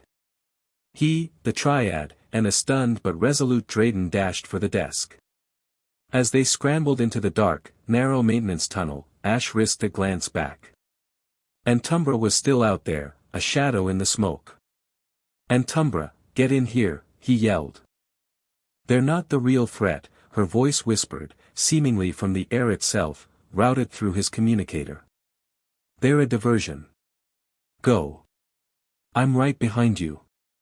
He trusted her. He had to. He plunged into the darkness of the tunnels, the sound of chaos fading behind them. Meanwhile, miles away, in a secret, subterrestrial laboratory hidden beneath the desolate expanse of the P2 grounds, Ghetsis Harmonia Gropius watched a grainy news feed of the attack in Oplucid City. He was no longer the robed, monocular figure of his past campaigns. The years in hiding had changed him. He was gaunt, his face a mask of obsessive fury, his missing arm replaced by a sophisticated black and purple cybernetic prosthesis. Wires snaked from the back of his neck into the high collar of his dark, severe suit. He looked less like a king and more like a man being consumed by his own malevolent technology. "Aegis," he hissed, his voice a distorted, metallic rasp. "The fools. They think they can eliminate an anomaly with bullets." He clenched his cybernetic hand, and the metal fingers whined in protest. "They see a rogue element to be neutralized. I see a key." Behind him, in the center of the lab, stood his magnum opus. The Kores machine, a device once designed to draw out the latent power of Pokémon, had been perversely perfected. It was now a monstrous amalgam of metal and wires, glowing with a sickly purple energy. Cages filled with captured Pokémon, Watchog, Bouffalant, Mandibuzz, lined the walls, all of them connected to the machine by thick cables. "He has united N's sentimental rabble," Ghetsis mused, a cruel smile twisting his lips. "He has gained the people's adoration. He has made himself a symbol." He turned to a shrouded figure standing silently in the corner, Kores, his face hidden by shadows, his loyalty bought once more with the promise of unlimited resources and a chance to push his research beyond all ethical boundaries. "A symbol is a powerful thing," Kores, Ghetsis said. "But symbols can be broken. N's philosophy is built on the fantasy of harmony. We will show the world the true nature of Pokémon, chaos. Raw, untamed power that must be conquered." He gestured to a large, holographic map of Unova. A location was blinking red, the village bridge, a place famous for its peaceful coexistence between humans and Pokémon, a living testament to N's ideals. "Activate the machine," Ghetsis commanded. "Full power.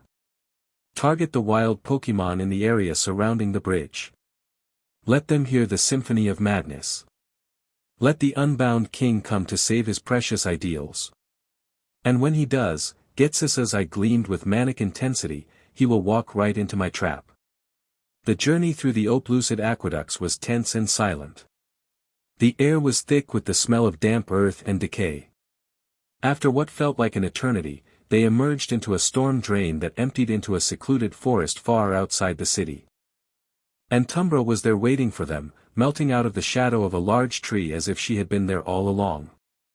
Snipers were afaint, she reported, her voice low and urgent.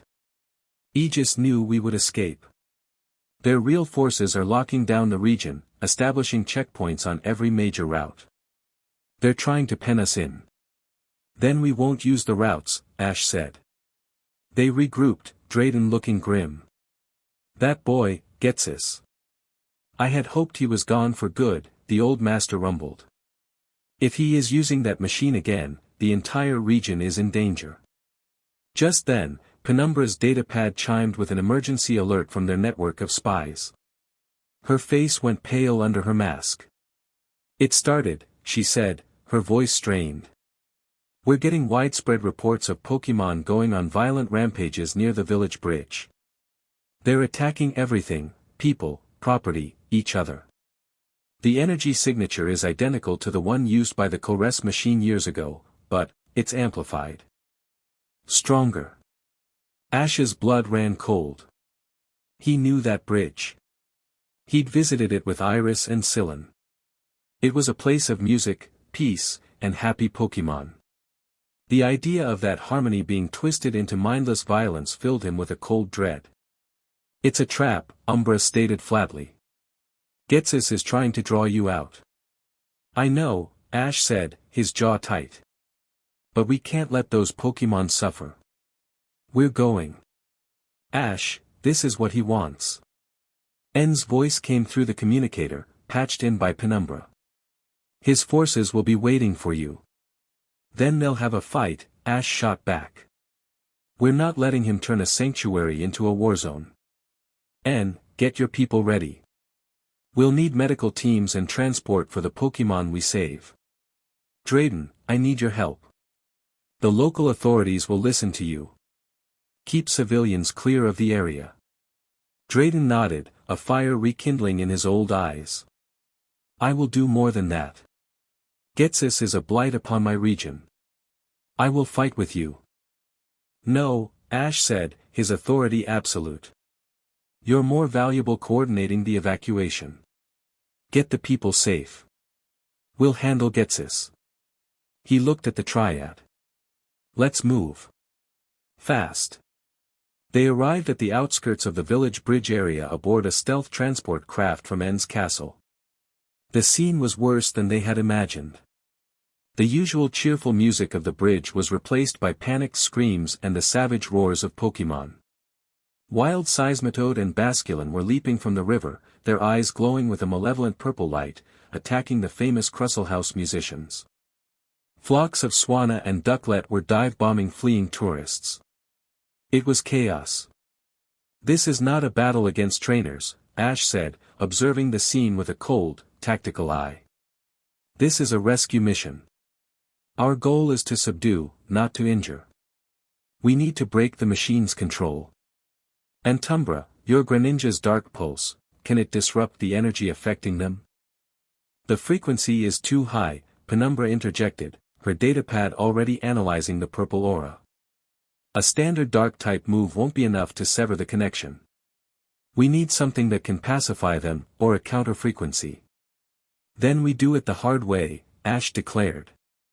Stun Spore, Sleep Powder, Sing, anything that incapacitates without causing major damage. Umbra, you and your team take the west bank. Drayden's people are clearing the east.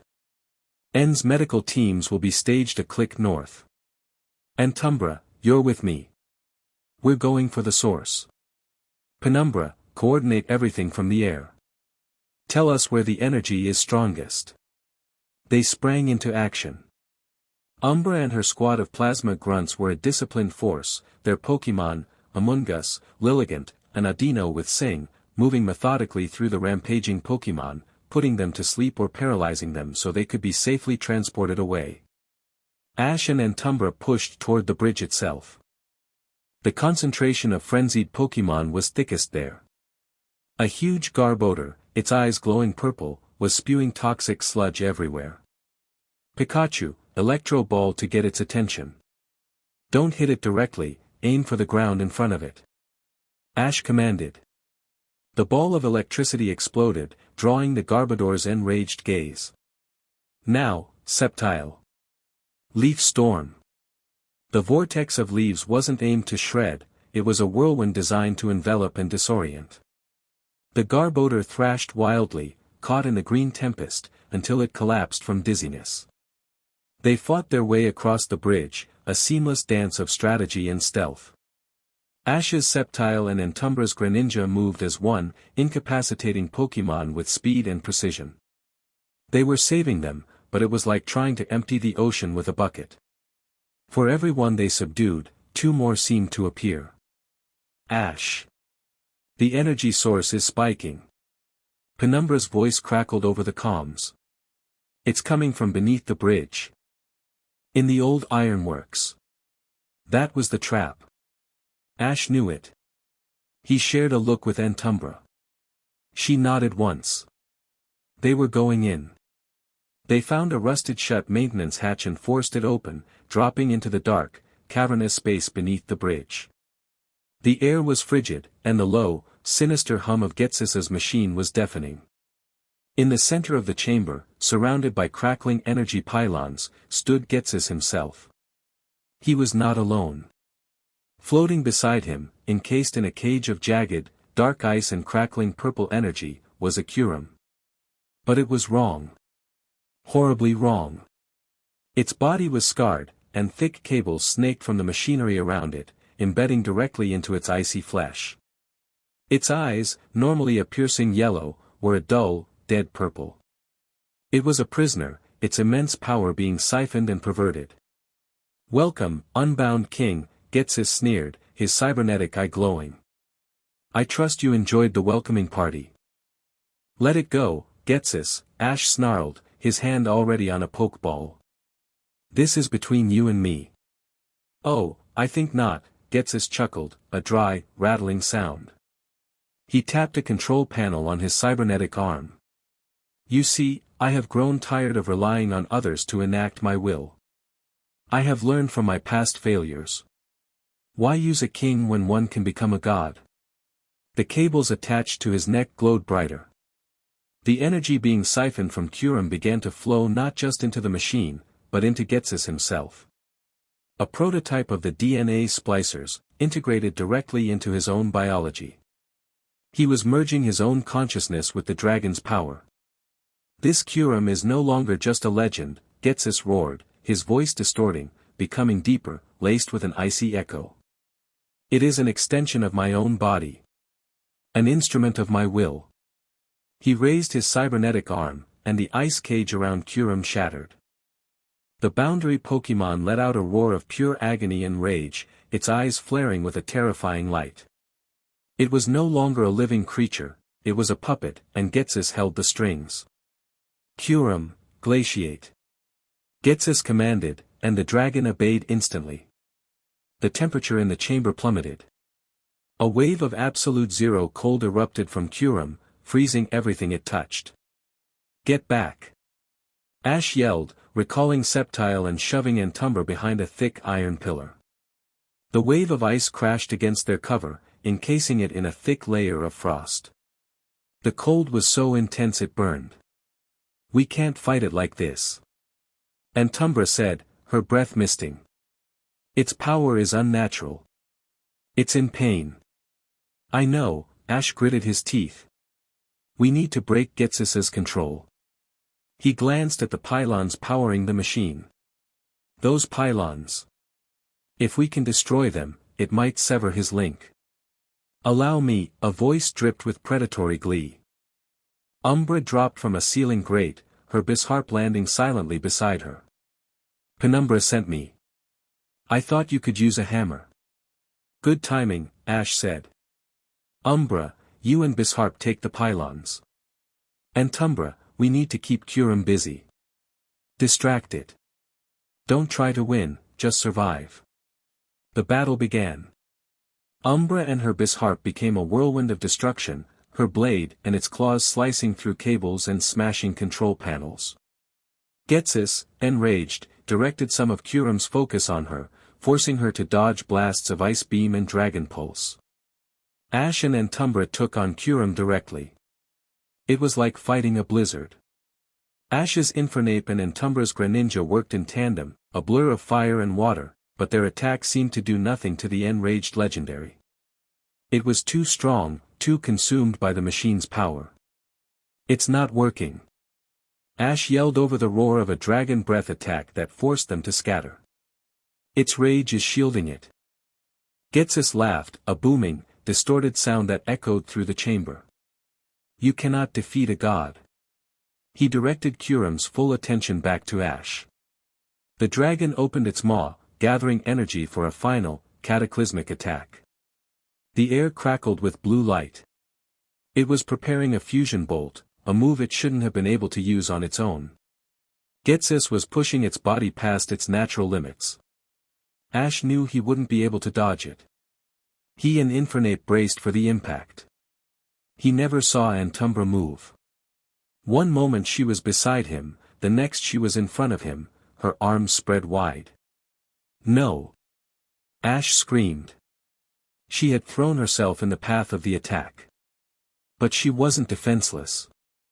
A shadowy aura, darker than any he had ever seen, flared around her. For a split second, she held the blast of draconic lightning at bay, her body shaking violently. But it was too much. The energy overwhelmed her, and the fusion bolt slammed into her, sending her flying backwards into Ash. The impact was brutal.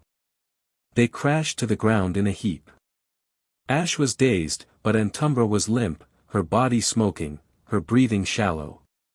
Her mask had been knocked askew, revealing a face pale as death, a trickle of blood at the corner of her lips. Something inside Ash broke. The carefully constructed walls he had built around his emotions, the cold, tactical mind he had adopted to survive, it all shattered. He looked at Antumbra's still form, the woman who had brought him herbs for his partner, who had watched him with quiet reverence, who had just sacrificed herself for him. And all he felt was a pure, undiluted, all-consuming fury. He gently laid her down, his movements precise and deliberate. He stood up, his back to Getsis.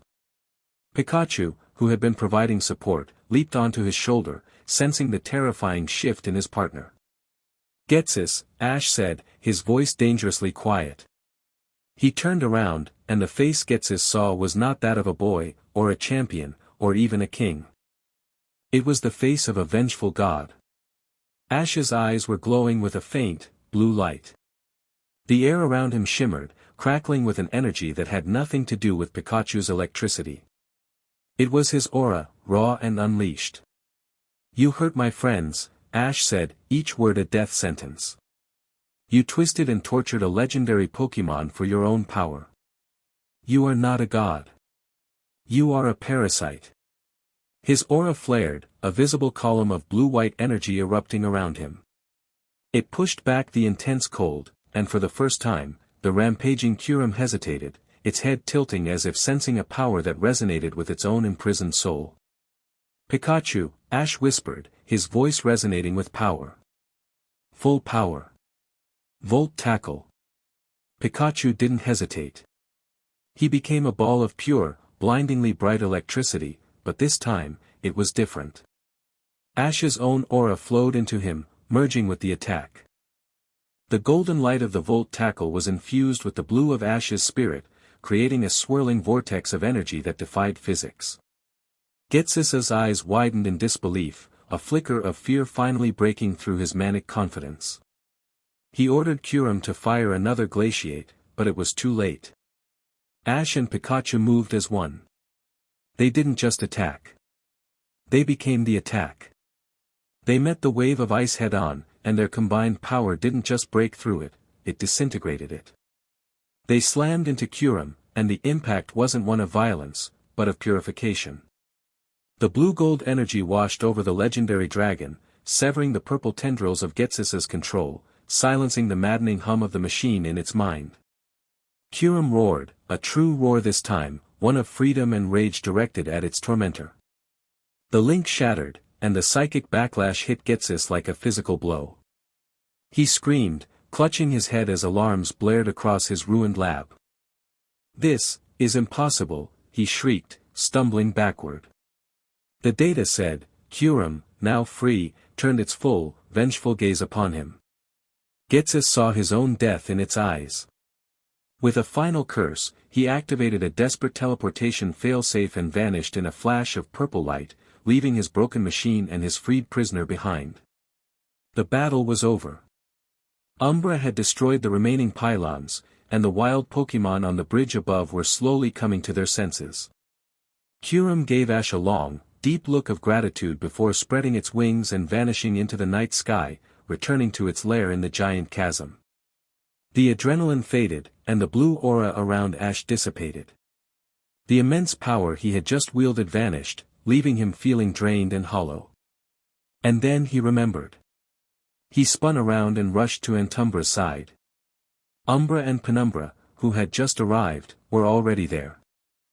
Penumbra was running a medical scanner over her sister, her usual composure gone, replaced by frantic worry. "Her vitals are critical," Penumbra said, her voice shaking. "Internal bleeding, massive energy burns. I don't know if she'll make it."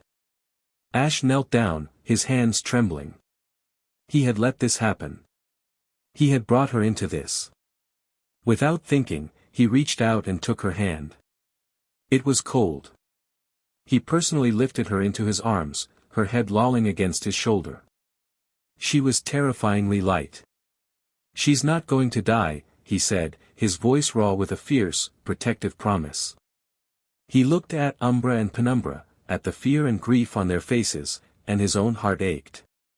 The professional barrier between them, the last vestiges of the Garden charge dynamic, had been utterly destroyed. He had fought for them, and they had bled for him. He carried her out of the ruined ironworks and into the moonlight. The battle was won, but the cost had been devastatingly personal. He had shown Ghetsis his power, but in doing so, he had almost lost one of the few people left in the world he had started to care for. And that was a price he was not willing to pay again. Chapter 5, The Aegis Protocol. The flight back to N's castle was a silent, agonizing vigil. Ash refused to let Antumbra go, holding her in the transport's small medical bay while the castle's best medics worked around him. He watched the rhythmic pulse of the life support monitor, each beat a small victory against the encroaching darkness. Umbra paced the length of the bay like a caged tiger, her knuckles white, her fierce eyes filled with a helpless rage. Penumbra sat hunched over a console, diverting all of the castle's non-essential power to the infirmary, her analytical mind frantically searching for a medical solution that felt terrifyingly out of reach. The sterile, professional dynamic of the Triad was gone, replaced by the raw, desperate fear of sisters watching one of their own fade away. When they arrived, Antumbra was rushed to the advanced surgical wing, a place Ash hadn't even known existed. He was barred from entering, left to stand in the cold, white corridor outside. Umbra stood beside him, her usual explosive energy compacted into a dense, vibrating silence. Penumbra was inside, relaying information from the medical scanners to N's top surgeon. Ash leaned against the wall, the adrenaline of the battle replaced by a gnawing, hollow guilt. He could still feel the terrifying surge of his own aura, the cold fury that had powered it. It had saved them, but it had been born from seeing Antumbra fall. He had won, but the victory felt like ashes in his mouth. "This is my fault," he said, his voice a low rasp. Umbra, who had been staring at the closed door, turned to him. Her mask was off, her face streaked with grime and sweat. Her eyes, a startlingly intense shade of amber, were red-rimmed but held no tears. "No," she said, her voice rough. "It was her choice. We all have a choice. She chose to protect you." Umbra looked at her own hands, flexing them as if wanting to smash something. "And you, you chose to avenge her. I've never seen anything like that power, Ash. Getsus is a monster, but you became something else entirely. Something primal. There was no fear in her voice. Only a deep, profound awe. She was a warrior, and she had just witnessed the ultimate expression of combat potential. It was terrifying, and it was magnificent. Hours crept by. Finally, the door slid open. Penumbra emerged, her mask also gone, revealing a sharp, intelligent face etched with exhaustion. She's stable, Penumbra announced, and the tension in the hallway broke. Umbra sagged against the wall, and Ash felt his own knees go weak with relief. The fusion bolt did catastrophic damage, but her own aura, the same shadowy energy she used to shield you, it protected her vitals. It was like her spirit refused to let her body die. She looked at Ash, her analytical gaze softening with something new. The surgeons say they've never seen anything like it. But she's in a coma. They don't know when she'll wake up. Ash closed his eyes, processing the news. Stable. Not saved, not yet, but stable. It was enough. For now. I want to see her. They let him in. Antumbra lay in a state-of-the-art medical bed, a transparent canopy over her, her body hooked up to a dozen machines. Her face, now fully visible without her mask, was serene and beautiful, but unnaturally pale. Her quiet strength was gone, replaced by a fragile stillness. Ash pulled a chair to her bedside, while Umbra and Penumbra stood watch, a silent, grieving family. He reached through an access port and took her hand, just as he had in the ruins of the ironworks. It was still cold.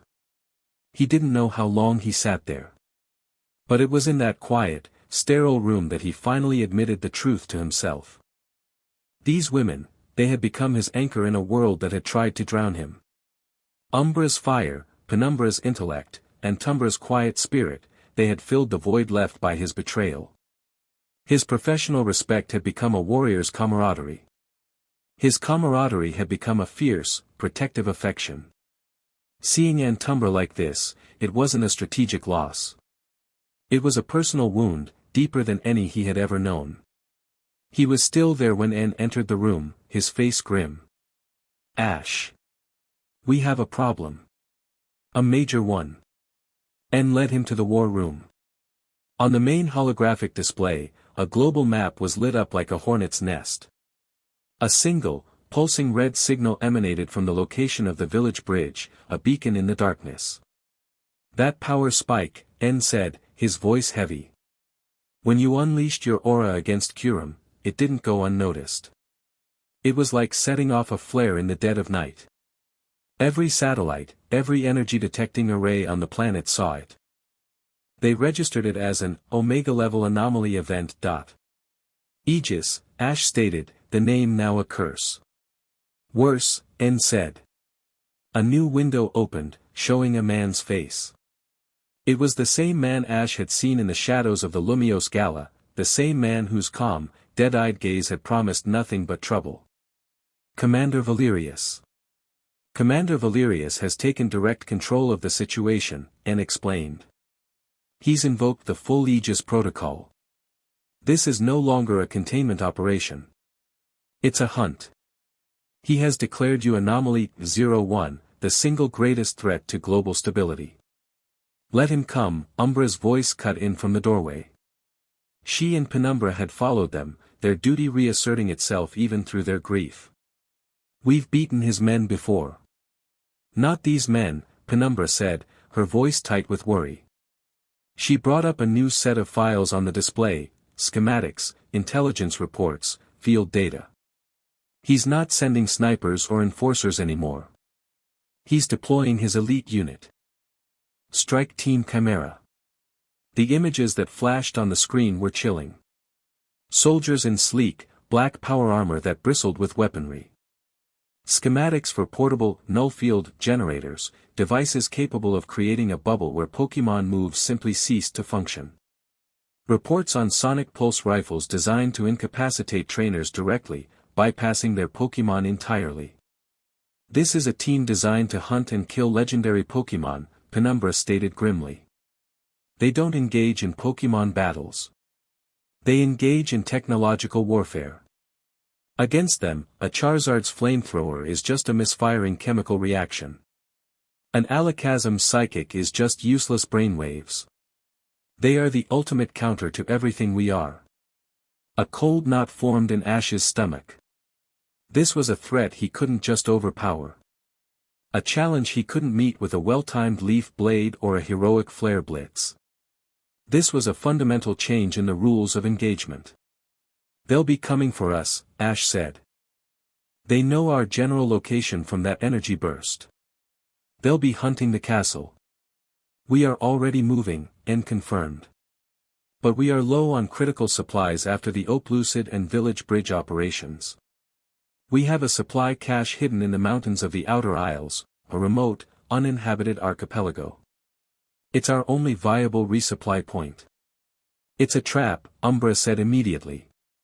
Aegis will anticipate that. They'll be waiting. I know, Ash agreed. Which is why we won't be sending a large force. It'll be a small, fast insertion team.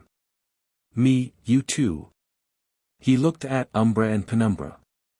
Their sister was lying in a coma because of him. He had to ask.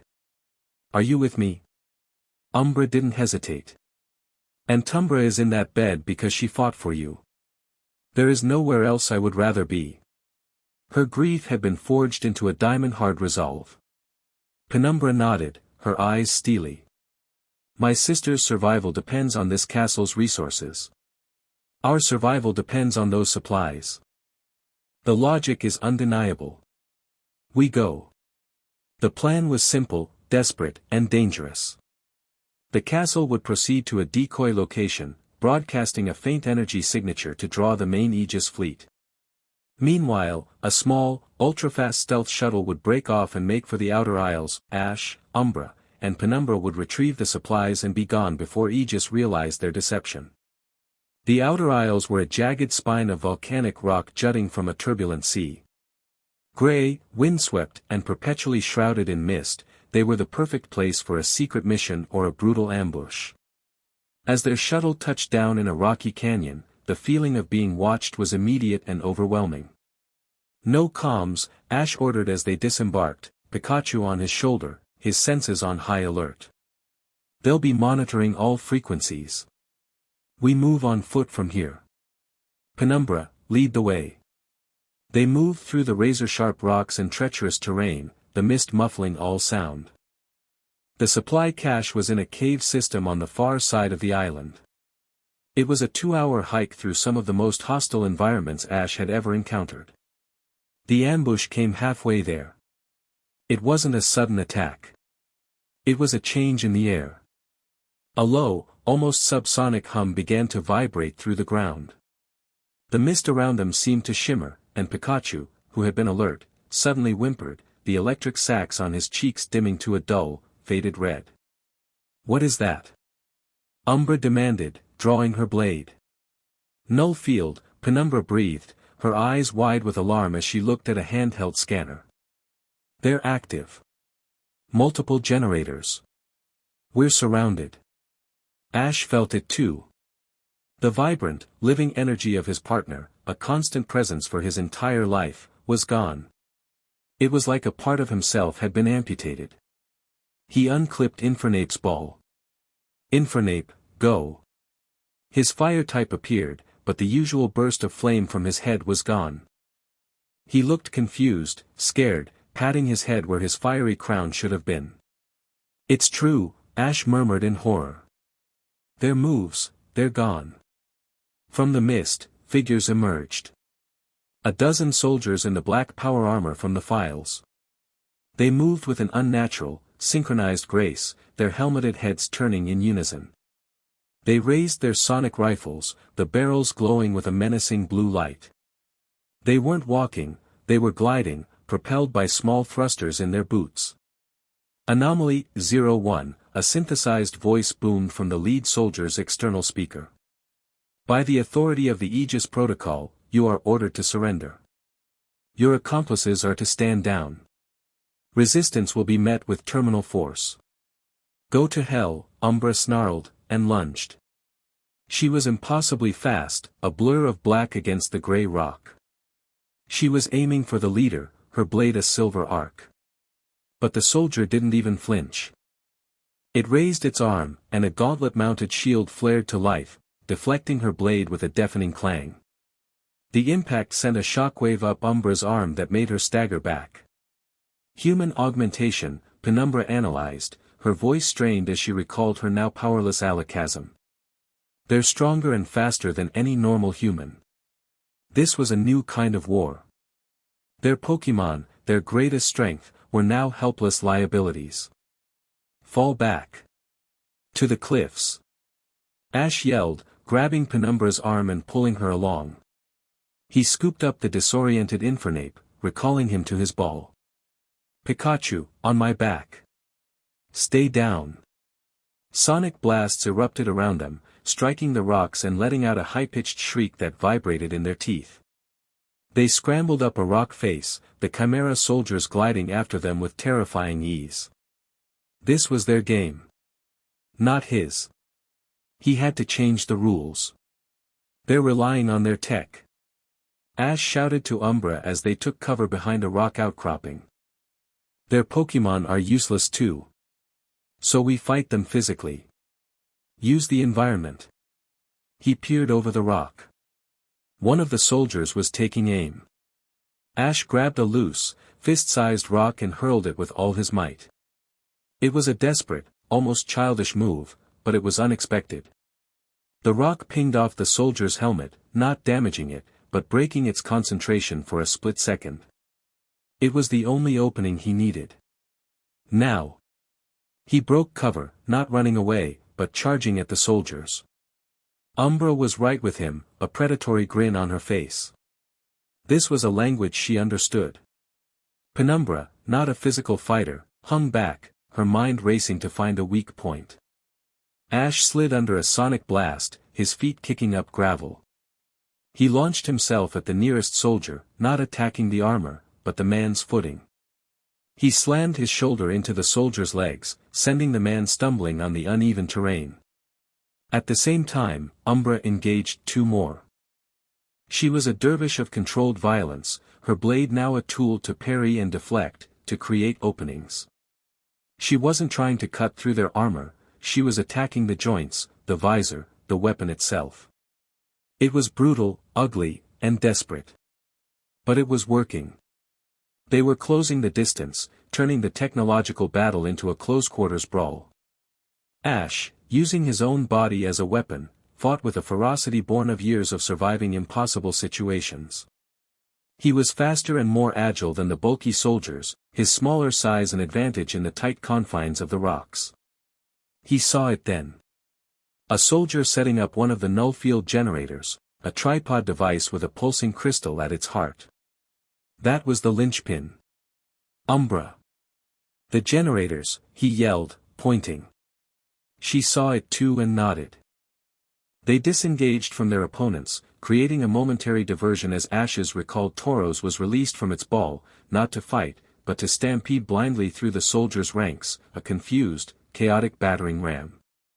Under the cover of the chaos, Ash and Umbra rushed the generator.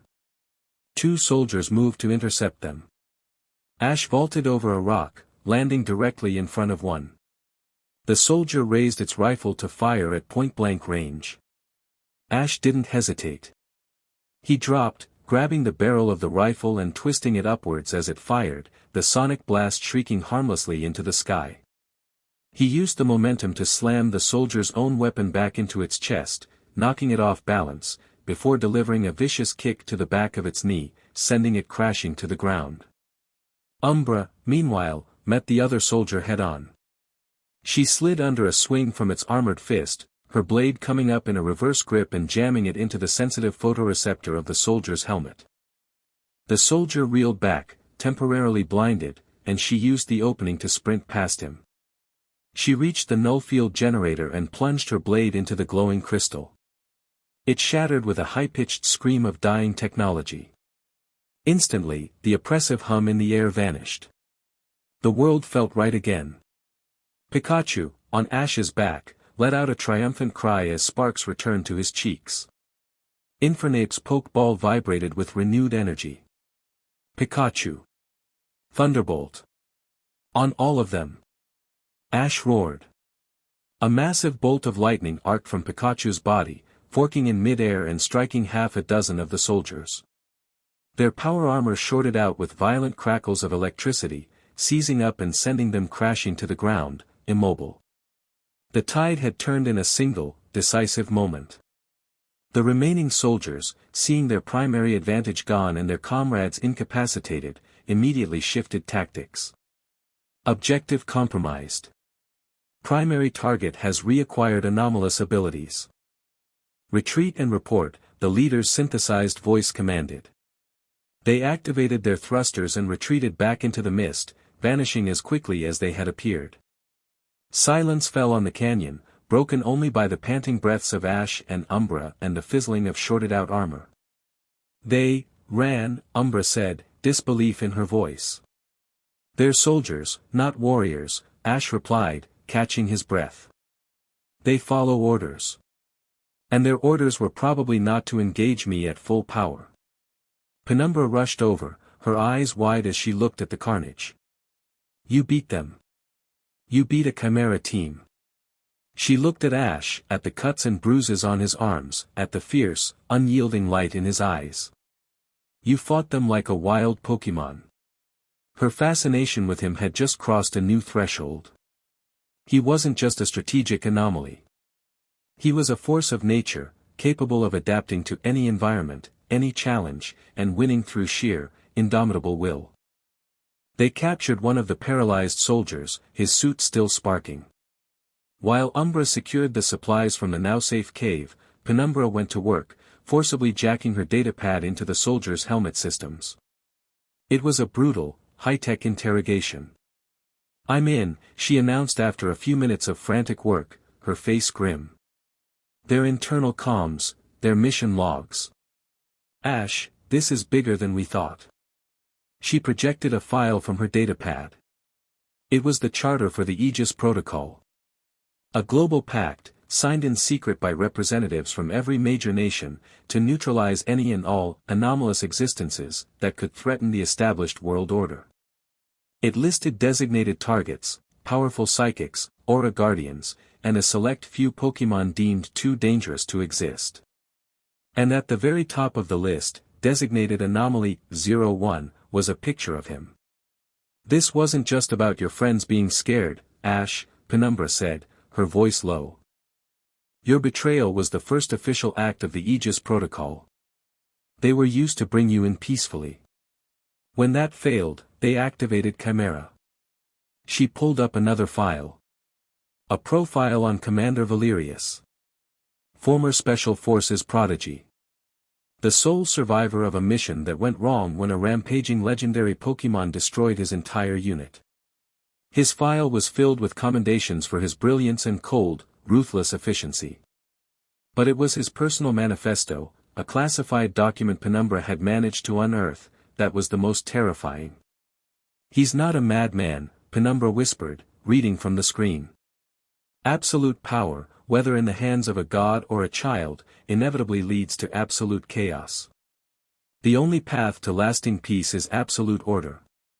An order we must be willing to enforce, no matter the cost. Ash stared at the face of Valerius, and for the first time, he understood his true enemy.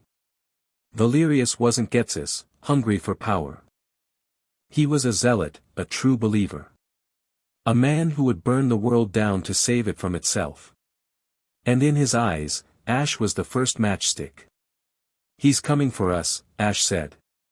For all of us. Anyone like me. The shared, near-death experience, the brutal fight for survival, had stripped away any remaining pretenses. As they loaded the supplies onto the shuttle, the bond between the three of them was no longer just one of camaraderie. It was a tangible thing, forged in a battle where they had only had each other to rely on. Back at the castle, they went straight to the infirmary. Antumbra was still unconscious, but her color was better, her vitals stronger. The three of them stood around her bed, the dust and grime of their battle a stark contrast to the sterile white room. Umbra reached out and brushed a strand of hair from her sister's face. "We'll keep you safe," she whispered. Ash watched them, and a fierce, protective feeling swelled in his chest. These women, this castle, this cause, it was his now. Utterly and completely. The Aegis Protocol had declared war on him. Now, he was going to declare war back. "They hunt you because you are strong," Umbra said, turning to him, her amber eyes burning with a fire that mirrored his own. "We follow you for the same reason." She looked at the sleeping form of her sister, then back at him. "Your fight is our fight. Always." Penumbra, her hand resting on Antumbra's bed, nodded in silent, solemn agreement. Her intellectual fascination had become a deeply personal loyalty. Antumbra had sacrificed herself for him. He and Umbra had just risked everything for them. The equation was balanced. The conclusion, irrefutable. The obsession had become devotion. The devotion had become love, a strange and fierce thing born of violence and loyalty. And in that quiet room, surrounded by the hum of machines and the scent of antiseptic, Ash finally felt it too. He was no longer alone. He had found his new family. And he would tear down the world to protect them. Chapter 6, Truth, Ideals, and the Abyssal Eye. The intel from the captured Aegis soldier's helmet was a fire alarm in the dead of night. Penumbra worked for 2 days straight, her fingers a blur across holographic interfaces, her mind a whirlwind of decryption and data mining. The rest of Team Plasma gave her a wide berth, sensing the storm she was wrestling with. Ash and Umbra became a constant presence in the strategy room, watching as she peeled back the layers of global conspiracy. What she found was terrifying. The Aegis Protocol wasn't just a reactionary measure, it was a proactive crusade. They had a network of clandestine bases hidden across the globe, detention centers for anomalous Pokémon, and a frighteningly advanced R&D division developing more anti-Pokémon weaponry. But the most alarming discovery was a project codenamed Abyssal Eye. "It's a weapon," Penumbra said, her voice strained with fatigue and horror. She brought up a complex schematic on the main display. An orbital kinetic bombardment platform. But instead of tungsten rods, it fires a focused beam of null energy, the same technology as their null fields, but concentrated into a lance of pure, weaponized anti-power. "What does it do?" Ash asked, his gut twisting. "It doesn't destroy matter," Penumbra explained, zooming in on simulation data. "It purifies it. It erases any anomalous energy signature within its blast radius. For a Pokémon, especially a legendary, that's not just death. It's erasure. Their very essence, their connection to the world, would be wiped from existence." Her eyes met Ash's. "It would also kill any human with a strong aura signature. Anyone like you. Or Antumbra." A cold silence fell over the room. This was Valerius's ultimate solution. Not a cage, but an eraser. A tool to wipe the board clean of any piece that didn't fit his perfect, ordered game. Before they could fully process the horror of the Abyssal Eye, another alert ripped through the castle's systems. It was from a deep cover agent, one of N's most trusted, embedded within Ghetsis' fragmented forces. "Ghetsis has made his move," N announced, his face a grim mask as he entered the room. The backlash from Kuram's liberation left him critically injured, but he's accelerated his endgame. He's at the Giant Chasm. The name sent a chill through Ash. The ancient impact crater, the resting place of Kuram, a place of immense and volatile power. "He's not just there to lick his wounds," N continued, his voice heavy. "Our agent reports he's captured Zekrom." The words hung in the air like a death sentence. Ash remembered his first encounter with the jet-black dragon of ideals, its body crackling with raw lightning, its power enough to shake the world. In Ghetsis' hands. The DNA splicers, Ash breathed, the pieces clicking into place with horrifying speed. "He's going to fuse them." Curum and Zekrom. To recreate a piece of the original dragon. With his new cybernetics, Penumbra added, her mind racing, he won't just control it. He'll be part of it. A living god of destruction, just as he planned. They were caught between two apocalypses. Getsis was about to attain godhood on Earth, while Valerius was aiming a god-killing weapon from the heavens. Aegis knows, Penumbra said, pointing to a flurry of encrypted data streams she was intercepting. They're reading the energy buildup at the giant chasm as a level 10 anomaly event. Valerius is moving the abyssal eye into position. He's not just trying to stop Getsis. He's going to use this as an excuse to purify the entire chasm. Getsis, Curum, Zekrom, and everyone else in the area will be wiped out. He'll get all his targets in one shot. It was an impossible situation. A three-way war with the fate of Unova, and perhaps the world, hanging in the balance. Let Getsis win, and a monster would be unleashed. Let Aegis win, and two legendary Pokémon would be erased from existence in an act of cosmic genocide. Ash stood before the holographic map, the two threats pulsing like angry red wounds on the screen. There was no good option. There was no easy choice. We don't choose, Ash said, his voice quiet but resolute. The room fell silent. He turned to face his team, his council, his friends. His eyes burned with a fierce, defiant light. We fight them both. Umbra grinned, a sharp, feral expression. Now you're talking. It's suicide, Rude, the old sage, argued from the back of the room.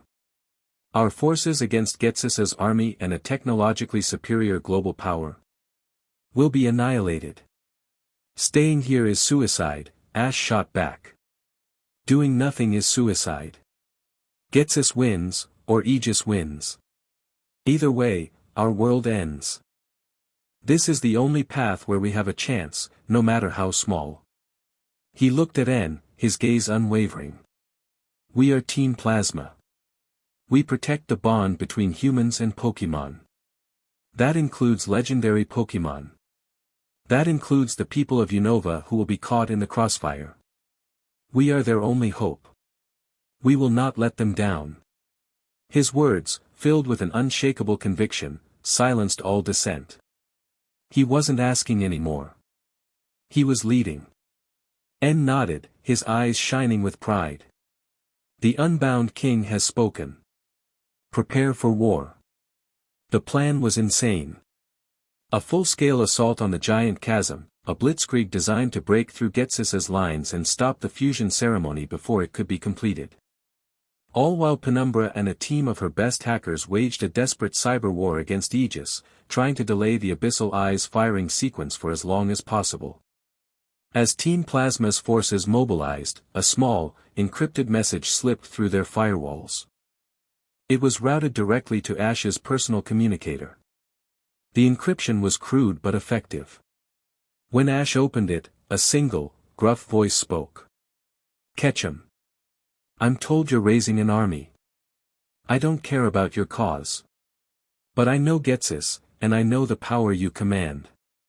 Aegis has deep pockets. They've hired outside contractors to supplement their Chimera teams. Efficient, ruthless trainers who get the job done. They've offered me a fortune to bring you in.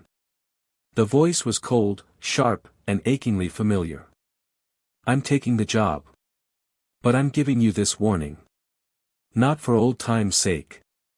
But because when I beat you, I want it to be you at your best, not ambushed by some second-rate army. I'll be seeing you at the chasm. Don't disappoint me. The message ended. Ash stared at his communicator, a bitter smile on his face. Paul. His most ruthless, most calculating rival from his journey through Sinnoh. Of course Aegis would hire him. Paul was the embodiment of training through domination and control, the philosophical opposite of everything Ash now stood for. This battle had just become deeply personal. The giant chasm was a maelstrom of unnatural energy. A blizzard raged in the heart of the crater, despite the clear skies above. The ground trembled, and the air crackled with stray bolts of black lightning. Getsis's forces, a fanatical army of grunts in dark uniforms, had formed a defensive perimeter around the deepest part of the crater, where a colossal spire of dark ice was pulsing with a malevolent glow. Team Plasma's assault was swift and brutal. Umbra led the vanguard, her conkeldurr and a team of Macamps smashing through the enemy lines like a living battering ram. En flew overhead on his Zekram's counterpart, Res Hiram, the Dragon of Truth, drawn to the conflict by the sheer ideological weight of the moment, unleashing gouts of white-hot fusion flare to scatter the enemy formations. Ash was at the heart of the battle, a commander in the thick of the fight. He moved with a cold, ruthless efficiency, his Pokémon acting as extensions of his will. Pikachu, Iron Tail, sweep the legs. Sceptile, Leaf Blade, cut them off at the pass. Crocodile, Earthquake, break their formation. They were winning, pushing Getsis's army back. But it was costing them. For every grunt they defeated, another two seemed to take their place. And then, the third player entered the game. From the ridge of the crater, a new force descended. Aegis Strike Team Chimera, their black armor a stark contrast to the snow, glided down on their thrusters, their sonic rifles already firing. But they weren't alone. Leading them was a contingent of trainers, and at their head was Paul. He stood on a rocky outcrop, his expression as cold and unforgiving as the blizzard itself. His gaze locked on Ash across the chaotic battlefield. "There you are, Ketchum," Paul said, his voice amplified by an Aegis-issued comm unit. "Still fighting lost causes, I see." "Paul," Ash replied, his own voice calm and steady over the din of battle. "Still chasing power, no matter who you have to sell your soul to." "This isn't about souls. It's about order," Paul shot back, his words echoing Valerius's own philosophy. "You and your sentimental circus are a chaotic variable. You talk about bonds and friendship, but all you bring is destruction. Getsis, the legendaries, you attract them. You're a catalyst for chaos. The world would be safer if you were on a leash. Freedom is worth the risk." Ash roared back, his voice raw with passion. "A world ruled by fear isn't a world worth living in. Your order is just a cage." The ideological battle had become a physical one. Their forces clashed in the center of the crater, a chaotic three-way melee of plasma grunts, Getsis loyalists, and Aegis soldiers. "Enough talk," Paul sneered. "Let's finish this. Electivire, stand by for battle." His powerhouse electric type appeared, its twin tails crackling with immense power. It was stronger, more menacing than Ash had ever seen it. Ash knew what he had to do. This was more than a battle. It was a reckoning. He looked at the poke ball in his hand, the one that held the partner who had shared his greatest triumphs and bitterest defeats against this very rival. "Charizard, I choose you." The two titans faced each other across the frozen, war-torn landscape. Charizard's roar was a primal challenge, Electivire's was a crackle of pure, untamed electricity. Their battle began, a private war in the midst of a larger one. It was a clash of fire and lightning, of bond versus domination. Charizard's flamethrower met Electivire's thunder, exploding in a shower of sparks. While their battle raged, Ash, Umbra, and En broke through the final line of defense and pushed toward the heart of the chasm. "Penumbra, how much time?" Ash yelled into his comm, "Not enough," her voice came back, strained and frantic. "Their cyber defenses are incredible. It's like the system is alive. I can't break the firing sequence. I can only delay it. 5 minutes. Maybe less." They reached the central chamber. Getsis stood before the spire of dark ice, his back to them. Inside the ice, Ash could see the struggling form of Zekrom, chains of dark energy binding it. Floating above it all was Kyurem, its eyes glowing with anticipation. Getsis held the DNA splicers high, the device glowing with a sickening light. The fusion ceremony had begun. "You are too late." Getsis bellowed, not even turning to face them. Energy arced from the splicers, striking both Kurum and Zekrom. The two dragons roared in agony as their bodies began to distort, their forms blurring and stretching towards each other. "En, you and Res Hiram, break that ice spire," Ash commanded. Umbra, hold off his personal guard. Ghetsis' elite guard, a team of battle-hardened veterans with powerful Hydreigon and Kophagrigus, moved to intercept them. Umbra met them with a savage grin, her Bisharp and Conkeldurr at her side. "This is my kind of party," she growled, and charged. En and Res Hiram unleashed a torrent of white-hot flame, but the dark ice, empowered by Ghetsis, seemed to absorb it. Ash knew he couldn't just attack. He had to reach them. He had to break the connection Ghetsis was forging. He closed his eyes, ignoring the chaos around him, and reached out with his aura. He pushed past the pain, the rage, the fear, and focused on the two captive dragons. He didn't try to command them. He sent them a feeling, a message of shared truth, of a world where they could be partners, not slaves. You are not his tools. You are more than this. For a moment, he felt a flicker of response from Zekrom, a spark of its own ideals resonating with his.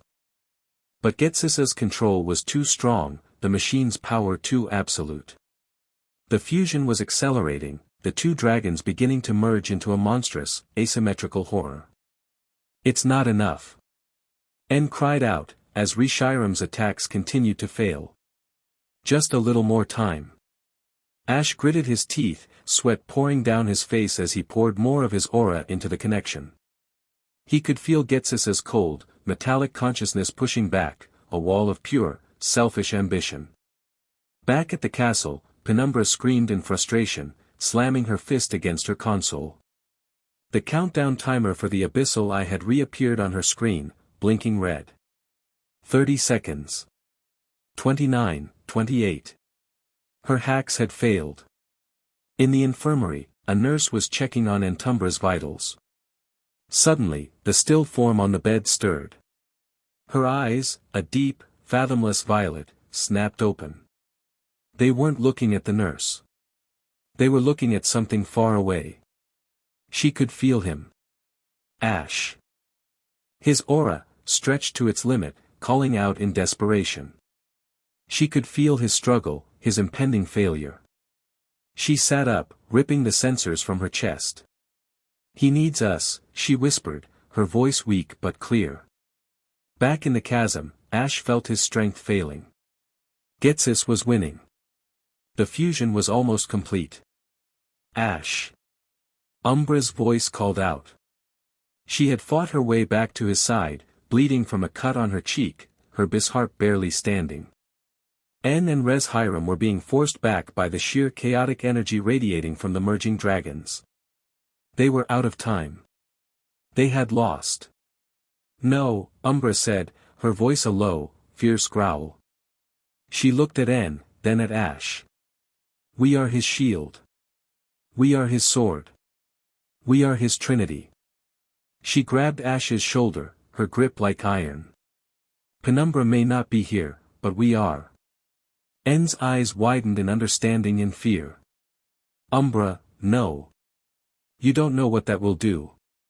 "We know what will happen if we do nothing," she retorted. She looked at Ash, her amber eyes blazing. "Take it. Take it all." She closed her eyes, and a fiery, crimson aura erupted around her, the manifestation of her warrior spirit. En, seeing her resolve, made his choice. A gentle, green aura, the power to hear the hearts of Pokémon, enveloped him. For a world of truth and ideals. En declared. They placed their hands on Ash's back. And they pushed. They channeled everything they were, Umbra's ferocious fighting spirit, En's deep, empathetic connection to the truth of Pokémon, and poured it into Ash's own aura. It was an act of ultimate trust, a desperate, spiritual gamble. Ash cried out as their power surged into him. It wasn't a gentle merging. It was a violent collision of ideals, a tempest of power within his soul. His own blue aura exploded outwards, now shot through with streaks of crimson fire and gentle green light. It was more than he could handle, a torrent that threatened to tear him apart. In the infirmary, Antumbra closed her eyes. "Be still," she whispered. A deep, shadowy purple aura enveloped her, and she reached out across the miles, not with power, but with control. She didn't add her own energy to the storm, she became its center, a point of calm that allowed the clashing forces within Ash to find harmony. She was the ghost in his machine, the balance to the fire and truth. The combined power, now focused and stable, erupted from Ash in a colossal wave of pure, spiritual energy. It slammed into the fusing dragons, into Getsis, into the very heart of the ceremony. The effect was instantaneous. The link didn't just break. It shattered into a million pieces. Chapter 7, The Unbound King of the Chasm. The wave of tricolored aura that erupted from Ash was not an attack. It was a revelation. It washed over the agonized, half-fused forms of Kurum and Zekrom, not with force, but with an irrefutable truth. It bypassed Getsis's machinery, his cybernetic control, and spoke directly to the souls of the dragons. They saw what Ash saw, a world of partnership, not slavery. They felt what N felt, a deep, profound love for all Pokémon. They understood what Umbra felt, a warrior's fierce, protective loyalty. And they heard a fourth voice, a quiet whisper from miles away, a promise of balance and shadow, a reminder that even the greatest power must have a calm center.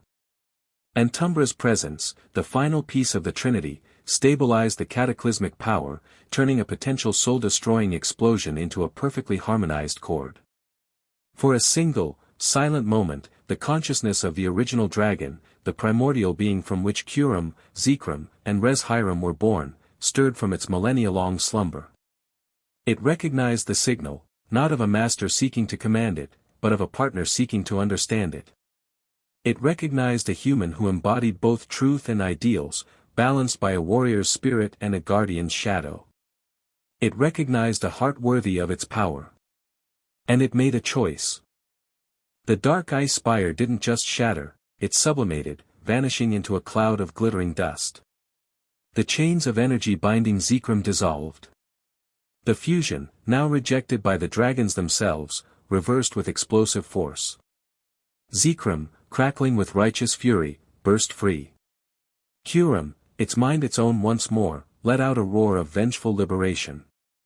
And from high above, Reshiram descended, its white flames burning with a pure, cleansing light. The three dragons, free and united, turned their collective gaze upon the architect of their torment. Getsis was thrown backward by the psychic backlash, his cybernetics sparking and smoking. The DNA splicers clattered from his grasp, its light extinguished. "No," he screamed, his voice a mixture of human rage and synthetic distortion. "My power. My godhood." Zekrom landed before him, its massive form eclipsing the cavern, its eyes glowing with electric blue fury. Reshiram landed on his other side, its serene expression promising a swift, fiery judgment. Kurum hovered above, the very air around it turning to frost, embodying a cold, patient rage. They had judged him. And the verdict was death. "You see, Getsis." Ash's voice, amplified by the power still coursing through him, echoed through the cavern. He was still wreathed in the tricolored aura, and Umbra now standing beside him, exhausted but resolute. "You were never a god. You were just a man who put dragons in chains. I am the man who sets them free." This, Getsis finally understood, was the source of true power. Not control. Not domination. But a bond so strong that the gods themselves would answer its call.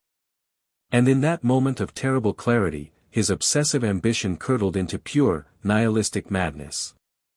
If he couldn't have his power, then no one would. "If I cannot be a god," he shrieked, his human eye wide with insanity, his cybernetic eye glowing a furious red, "then I will become oblivion." He slammed his cybernetic fist into the ground, into the very heart of the giant chasm. A failsafe. A dead man's switch. The ground cracked, and deep fissures spread out from him, glowing with a chaotic, multicolored energy. He wasn't drawing power from the dragons anymore, he was tapping into the raw, unstable, primal energy of the chasm itself, the leftover cosmic radiation from the meteor impact that had created it eons ago. His body began to horribly distort. His remaining flesh dissolved, his cybernetics melted, and his form swelled, absorbing rock and ice and pure energy. He became a monstrous, vaguely humanoid figure of swirling chaos, 20 feet tall, his face a vortex of screaming light, his Getsis-shaped consciousness now nothing more than a raging, insane core. He had become a living cataclysm, a being of pure, destructive energy with no purpose other than to erase everything. The entire chasm is going to collapse. En yelled, as chunks of the cavern ceiling began to fall. He's become a self-destruct mechanism. We can't run, Umbra stated, her blade at the ready. He'll take the whole region with him. Ash looked at the monstrosity that had once been Getsis.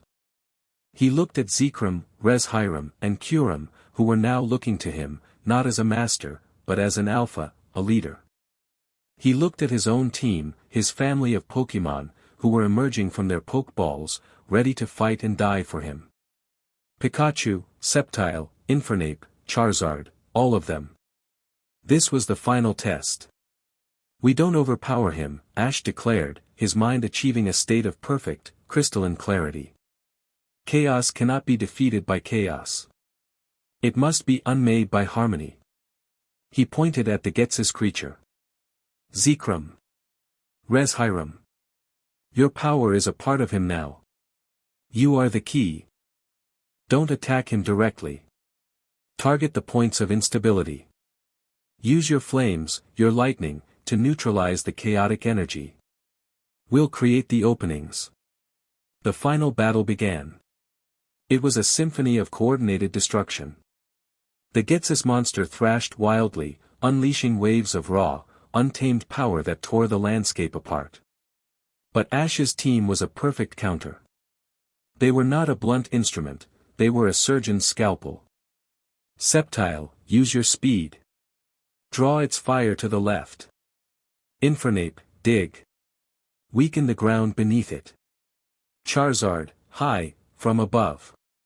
Keep its attention divided.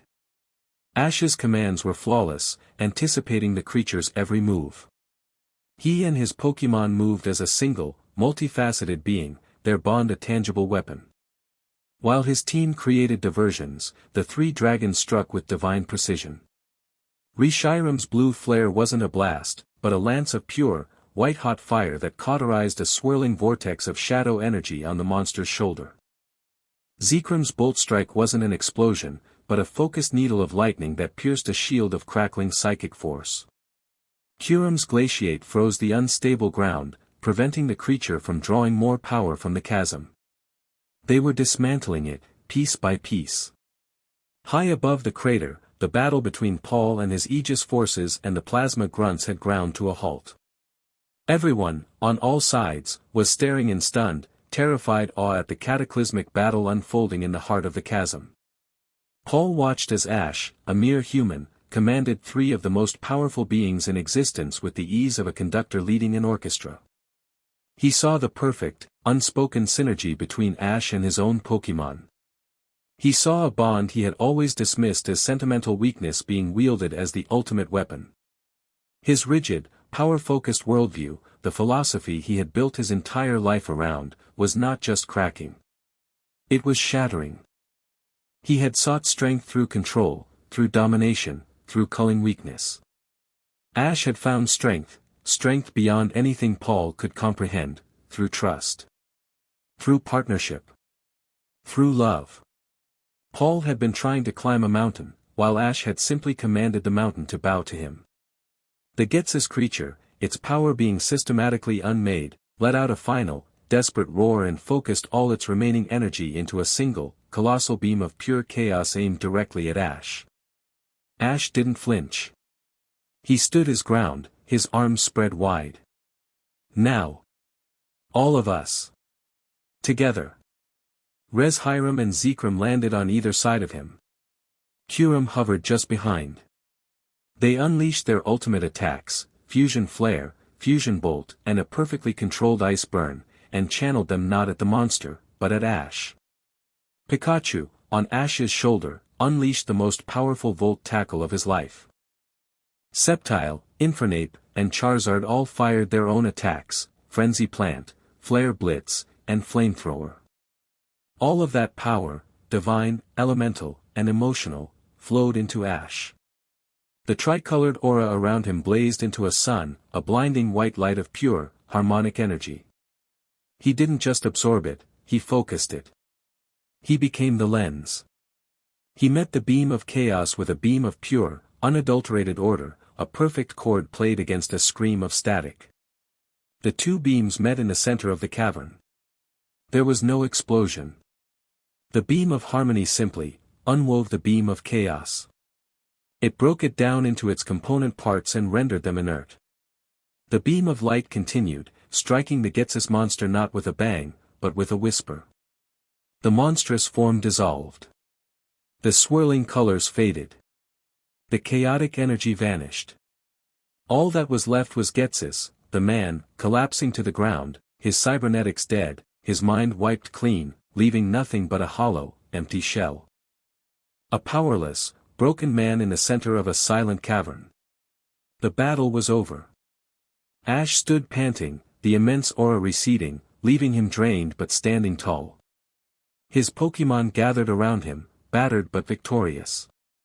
The three dragons bowed their heads to him in a gesture of profound, eternal respect. He had not just freed them. He had validated their very existence. In the quiet aftermath, Paul recalled his Electivire. He looked from the broken form of Getsis to the boy standing in communion with gods. He had lost. Not just the battle, but the entire war of ideals he had been fighting his whole life. He turned to his Aegis contractors. "The contract is terminated," he said, his voice flat.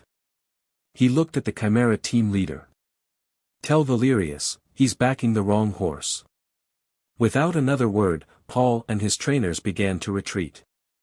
But as he passed the entrance to the inner chamber, he paused. He looked at Ash one last time. "Ketchum," he called out. Ash turned. "That power, what you fight for. I still don't understand it." His voice held a grudging, bitter respect. "But I understand this." He tossed a small data chip at Ash's feet. "That's for your victory. It's the location of Aegis Command Prime. Valerius's throne room. Do with it what you will." Paul turned and walked away, vanishing into the blizzard, a man whose entire reality had just been rewritten. A cheer went up from the Team Plasma forces. They had won an impossible victory. But their celebration was cut short by a frantic, terrified scream from Ash's comm unit. It was Penumbra. "Ash. The delay failed. The hack is broken. The Abyssal Eye, it's firing. The beam will hit the chasm in 10 seconds. A wave of panic shot through the victorious army. They were trapped. There was no time to escape, nowhere to run. Ash looked up at the sky, his eyes wide with horror. He saw no beam, but he could feel it, a wave of absolute nothingness descending from the heavens to erase them all. There was no time for a plan. No time for strategy. There was only instinct. He looked at Zekrom. At Reshiram. They met his gaze, understanding dawning in their ancient eyes. They had just fought a war together. Now, they would end one. Ash leaped onto Zekrom's back. "To the sky," he roared. Zekrom, with Reshiram flying in perfect formation beside it, shot upwards like a black and white missile. They burst from the crater into the open sky just as a pinprick of white light appeared directly overhead, growing larger at an impossible speed. It was the beam. The lance of null energy. There was no time for words. Ash, Zekrom, and Reshiram poured the last of their combined strength into a single, desperate, defiant act. Zekrom and Reshiram opened their mouths, gathering the last vestiges of their legendary power. Ash, standing on Zekrom's back, a king on his steed, raised his hands to the sky, his own aura flaring one last time, a brilliant blue beacon against the storm. Now! He bellowed. A colossal, intertwining beam of black lightning and white fire, wrapped in a sheath of pure blue aura, erupted from them. It was a spear of draconic fury and human will, a declaration that they would not be erased. The two beams met high in the stratosphere. For a moment, there was only a blinding, silent light that bleached the world of all color. Then came the sound, a reality-tearing crack that was felt more than heard. The abyssal eye's beam, a weapon designed to unmake gods, shattered against a force it could not comprehend, the combined will of those gods and the human they had chosen as their partner. The Aegis satellite, its primary weapon overloaded and its core reactor breached by the sheer feedback, exploded in a brilliant, fiery starburst high in orbit, a new, man-made constellation of failure. Down in the chasm, the members of Team Plasma, Aegis, and Getsus's broken army watched in stunned silence as the unbound king saved them all. Umbra, leaning heavily on En, looked up at the sky, a single, proud tear tracing a path through the grime on her face. In the infirmary, Penumbra stared at her monitor, which now showed the Aegis satellite as a cloud of debris. Antumbra, watching the same feed, closed her eyes and smiled, a serene, peaceful expression on her face. As Zekrom and Reshiram slowly descended back into the chasm, victorious, Ash stood on the dragon's back, his body aching, his spirit drained, but his heart soaring. The war against Getsus was over. But he knew, with chilling certainty, that the war against Aegis had just truly begun. Chapter 8, The Dawn of a New War. The silence in the aftermath was more profound than any explosion. The blizzard in the giant chasm died down, the unnatural energies pacified. The sky, once torn by a battle between heaven and earth, was now a calm, clear twilight blue, marred only by the fading, artificial aurora of the destroyed abyssal eye. Getsus's fanatics were surrendering in droves, their faith shattered, their god a broken shell on the frozen ground. The remaining Aegis soldiers, leaderless and their primary objective literally up in smoke, were in a full, disorganized retreat. Team Plasma had won. They had faced two apocalypses and emerged victorious. As Zekrom and Reshiram touched down, Ash slid from the great dragon's back, his legs nearly buckling from exhaustion. Pikachu was instantly at his side, nuzzling his leg with a worried chirp. En and Umbra rushed to support him, their faces a mixture of awe, relief, and profound respect. "You did it," En breathed, his voice filled with a reverence usually reserved for the dragons at his side. "Ash, you saved everything." Ash just shook his head, too tired for words. He looked at Zekrom, Reshiram, and Kuram, who had gathered around them. He reached out and placed a hand on Zekrom's snout. A silent, mutual understanding passed between them, a bond of respect forged in the heart of battle, deeper than any words. The three great dragons gave a final, rumbling cry of acknowledgement before taking to the skies, their duty done, returning to their sacred roles as guardians of Unova. The world was already reeling. News networks, fed information by Penumbra's strategic leaks, were broadcasting fragmented, chaotic reports. An energy spike of unprecedented scale in Unova. The inexplicable destruction of a top-secret communications satellite belonging to a global security conglomerate. The complete collapse of the infamous Pokémon trafficker Getsus's resurgent organization. No one had the full picture, but the pieces were painting a terrifying and awe-inspiring portrait. A new, unknown power had just entered the world stage, and it had won. Back at the now secure En's castle, the atmosphere was one of weary, ecstatic celebration. The infirmary was overflowing with injured Pokémon and trainers, but the mood was triumphant. Ash, after a brief checkup, went to the one place he needed to be. He found Umbra and Penumbra sitting by Antumbra's bed. Her coma had broken. She was awake, weak but lucid, her deep violet eyes following him as he entered. He walked to her bedside, the boisterous sounds of the castle's celebration fading into a muted background hum. "Hey," he said softly, his voice still hoarse. "Hey," she whispered back, a faint smile touching her lips. I felt you. Out there. You were, brilliant. The three sisters were reunited, their masks off, their guard down. In the quiet of the room, the unspoken emotional current between the four of them was palpable. Umbra, the fierce warrior, looked at him with an unguarded adoration. Penumbra, the cool strategist, watched him with a warmth that went beyond intellectual fascination. And then Tumbra, the silent ghost, gazed at him with a look that held the reverence of a believer who had just witnessed a miracle. You balanced us, Ash said to her, understanding now what had happened in that final, critical moment. The fire, the truth, and the shadow. It wouldn't have worked without you. We are a trinity, and Tumbra whispered, her eyes fluttering with exhaustion. And you are our center. Before the moment could deepen, En entered the room, his expression urgent. Ash. You need to see this. He led them to the main throne room, where a massive holographic screen was displaying a live, global broadcast. The face on the screen was handsome, charismatic, and resolute. It was Commander Valerius. He wasn't hiding in the shadows anymore. He was stepping into the light, and he was taking the narrative with him. What the world witnessed over the Unova region was not a natural disaster, Valerius was saying, his voice calm, reasonable, and utterly convincing. He stood at a podium bearing the newly unveiled symbol of Aegis, a stylized shield over a balanced scale. It was an act of extreme, unsanctioned power by an anomalous entity.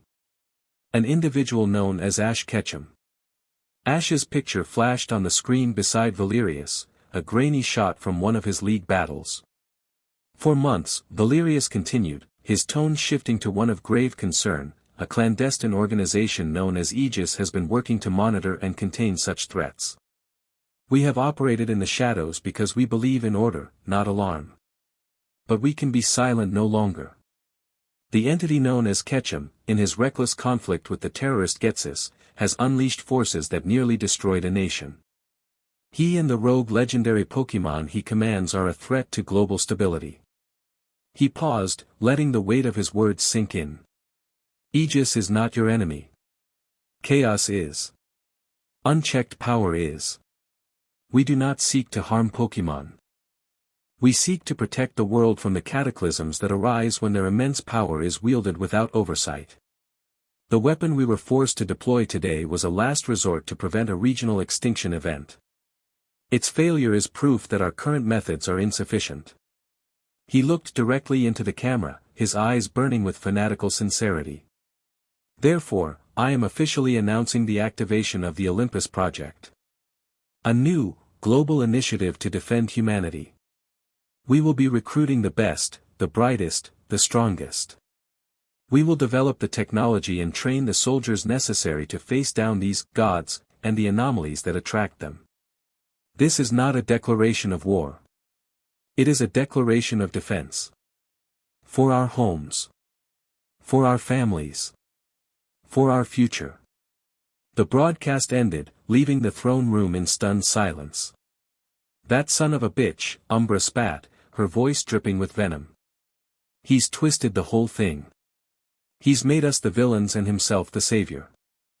It's a brilliant political maneuver, Penumbra analyzed, her mind already calculating the fallout. He's taken ownership of the chaos, spun it to his advantage, and launched a global recruitment drive. He's not a shadow broker anymore. He's a public crusader. Valerius had turned their victory into his call to arms. He had taken the clandestine Aegis protocol and turned it into a public mandate. The war wasn't going to be fought in the shadows anymore. It was going to be fought in the open, for the hearts and minds of the entire world. Ash looked at the frozen image of Valerius on the screen, then at the faces of his team. En looked shaken, Umbra furious, Penumbra calculating. He knew what he had to do. They couldn't let Valerius control the story. Penumbra, he said, his voice cutting through the shock. Can you hijack the global broadcast network? For about 90 seconds, maybe, she replied, a slow, dangerous smile spreading across her face. If I crash every stock market on the planet to do it. Do it, Ash commanded. It's time the unbound king made a statement of his own. Minutes later, as Valerius's speech was being endlessly replayed and analyzed, every screen on the planet flickered and went black. Then, a new image appeared. It was Ash. He stood in the center of the throne room, Pikachu on his shoulder. He wasn't at a podium. He wasn't wearing a uniform.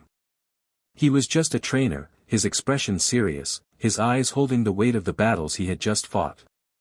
To his left stood Umbra, her arms crossed, a silent, deadly promise. To his right stood Penumbra, a datapad in her hand, the very image of intelligence and control. Behind them, N stood with the quiet dignity of a true king. "My name is Ash Ketchum," he began, his voice clear and strong. "Commander Valerius calls me an anomaly. A threat. He says he wants to protect you. He's lying." An image flashed on the screen beside him, the Aegis Protocol Charter, the list of targets, the schematics for the null fields and the Abyssal Eye. "This is the truth," Ash said, his voice ringing with conviction. "Aegis doesn't want to protect you. They want to control you. They are a group of cowards who fear what they can't understand. They tried to cage me. They tried to assassinate me. And when that failed, they tried to erase two of this world's legendary guardians from existence. We stopped them." The screen changed again, showing a live feed of the hundreds of Team Plasma members tending to the sick and injured Pokémon from the village bridge, a testament to their true mission. "Valerius offers you a world of order built on fear. A world where strength is a crime and bonds are a liability. A world where Pokémon are just assets to be managed. I offer you something different. A world of freedom. A world where the bond between a human and a Pokémon is the strongest force in the universe. A world where power is not a threat to be chained, but a responsibility to be honored." He looked directly into the camera, and his gaze was not a challenge, but an invitation. "Aegis will tell you they are hunting me. But they will be hunting others, too. Anyone who is different. Anyone who is too strong. To all of you out there who are afraid, who are being hunted for what you are not alone. We are Team Plasma. And we offer you sanctuary. We will be your shield. Valerius has started his war. He will find that we are ready to fight it." The screen went black. 90 seconds. It was all he needed. He had drawn his line in the sand, not as a king demanding fealty, but as a protector offering a choice. In the days that followed, the world began to choose. The Olympus project gained massive public support and government funding. Aegis bases, no longer secret, became fortified military compounds. But a counter-current was also flowing. Encrypted messages began pouring into Team Plasma's network. Disillusioned trainers, rogue scientists, even a few gym leaders and members of the Elite Four who had been strong-armed by the Alliance, began to feed them information. Small resistance cells, inspired by Ash's message, started to form in every region. Paul's intel on Aegis Command Prime was just the first piece of a global puzzle they were now assembling. The war had begun, and Ash had just been given his first campaign map. But before that new war could be fought, there was a moment of peace to be claimed. A few weeks later, when Antumbra was strong enough to travel, Ash took the Triad somewhere private. It wasn't a strategic location or a hidden base. It was a place from his past, a place of peace. He took them to the Tree of Beginning. He led them deep into the heart of the sacred mountain, to the crystal-filled caverns that pulsed with a gentle, living light. The Mew that guarded the tree remembered him, appearing before them in a shimmer of pink light, chittering happily before playfully circling the three women, inspecting them with curious eyes. Here, away from war rooms and broadcast studios, they were not soldiers or strategists. They were just four people, bound by a fate none of them could have predicted. They sat by the glowing, crystalline heart of the tree, the air humming with life. For the first time, they talked. Not about tactics or enemies, but about themselves. Umbra spoke of her brutal training, of a life spent searching for a strength worthy of her loyalty. Penumbra talked of her insatiable curiosity, her desire to understand the patterns of the world, and her frustration with a world that so often chose ignorance over logic. And Tumbra, her voice still soft but now steady, spoke of her connection to the unseen, the spirits of places and the auras of people, and her lifelong feeling of being an observer, never a participant, until now. Ash listened. And then he spoke. He told them about Pallet Town.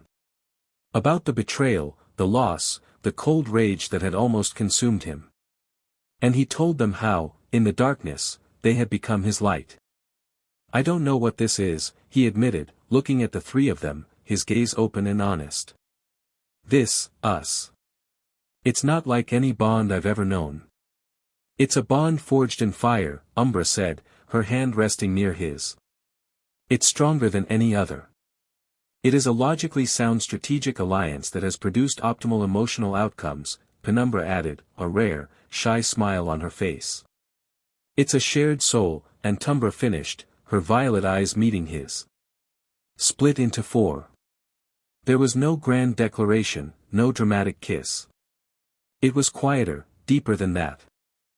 Ash reached out, and the three of them moved closer, their hands meeting his in the center. A warrior, a scholar, a mystic, and their king. A complete whole. Umbra leaned her head on his shoulder, a rare moment of gentle contact. Penumbra's fingers intertwined with his, a connection of minds. And Tumbra's hand simply rested on top of theirs, a calming, balancing presence. It wasn't a conventional romance, and it wasn't a prize to be won. It was a partnership of equals, a four-pointed star that would navigate the coming storm together.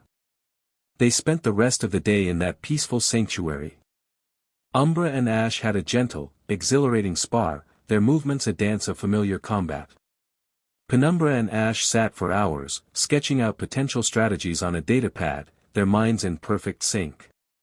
And Tumbra and Ash simply sat in silence for a while, watching the crystal's pulse, his once turbulent aura now calm and steady in her presence. It was a day stolen from the jaws of war, a perfect moment of peace that they all knew was fleeting. As dusk fell, they stood on an outcropping of the Tree of Beginning, looking out over the world below. Ash's communicator chimed. It was a message from Penumbra's network. He opened it, and a holographic map of the world materialized before them. It was dotted with pulsing red icons, Aegis strongholds, Olympus recruitment centers, Chimera deployments. But now, there were new icons appearing, small, flickering blue lights. Resistance cells. Supply caches. Allies. One was blinking over the battle frontier in Sinnoh. Another near the white ruins in Unova. A third deep in the wilds of Galar. The war was now global. The pieces were on the board. Ash looked at the map, then at the three women standing with him. His partners. His trinity. Their expressions were calm, resolute, ready. He was no longer Ash Ketchum, the boy from Pallet Town who dreamed of being a Pokemon master. He was no longer the broken fugitive fleeing from his past. He was the unbound king, a symbol of freedom in a world tilting toward tyranny. And his reign, forged in fire and betrayal, loyalty and love, had just begun. The end. Thank you for watching this video. Please be sure to subscribe to our channel and like this video.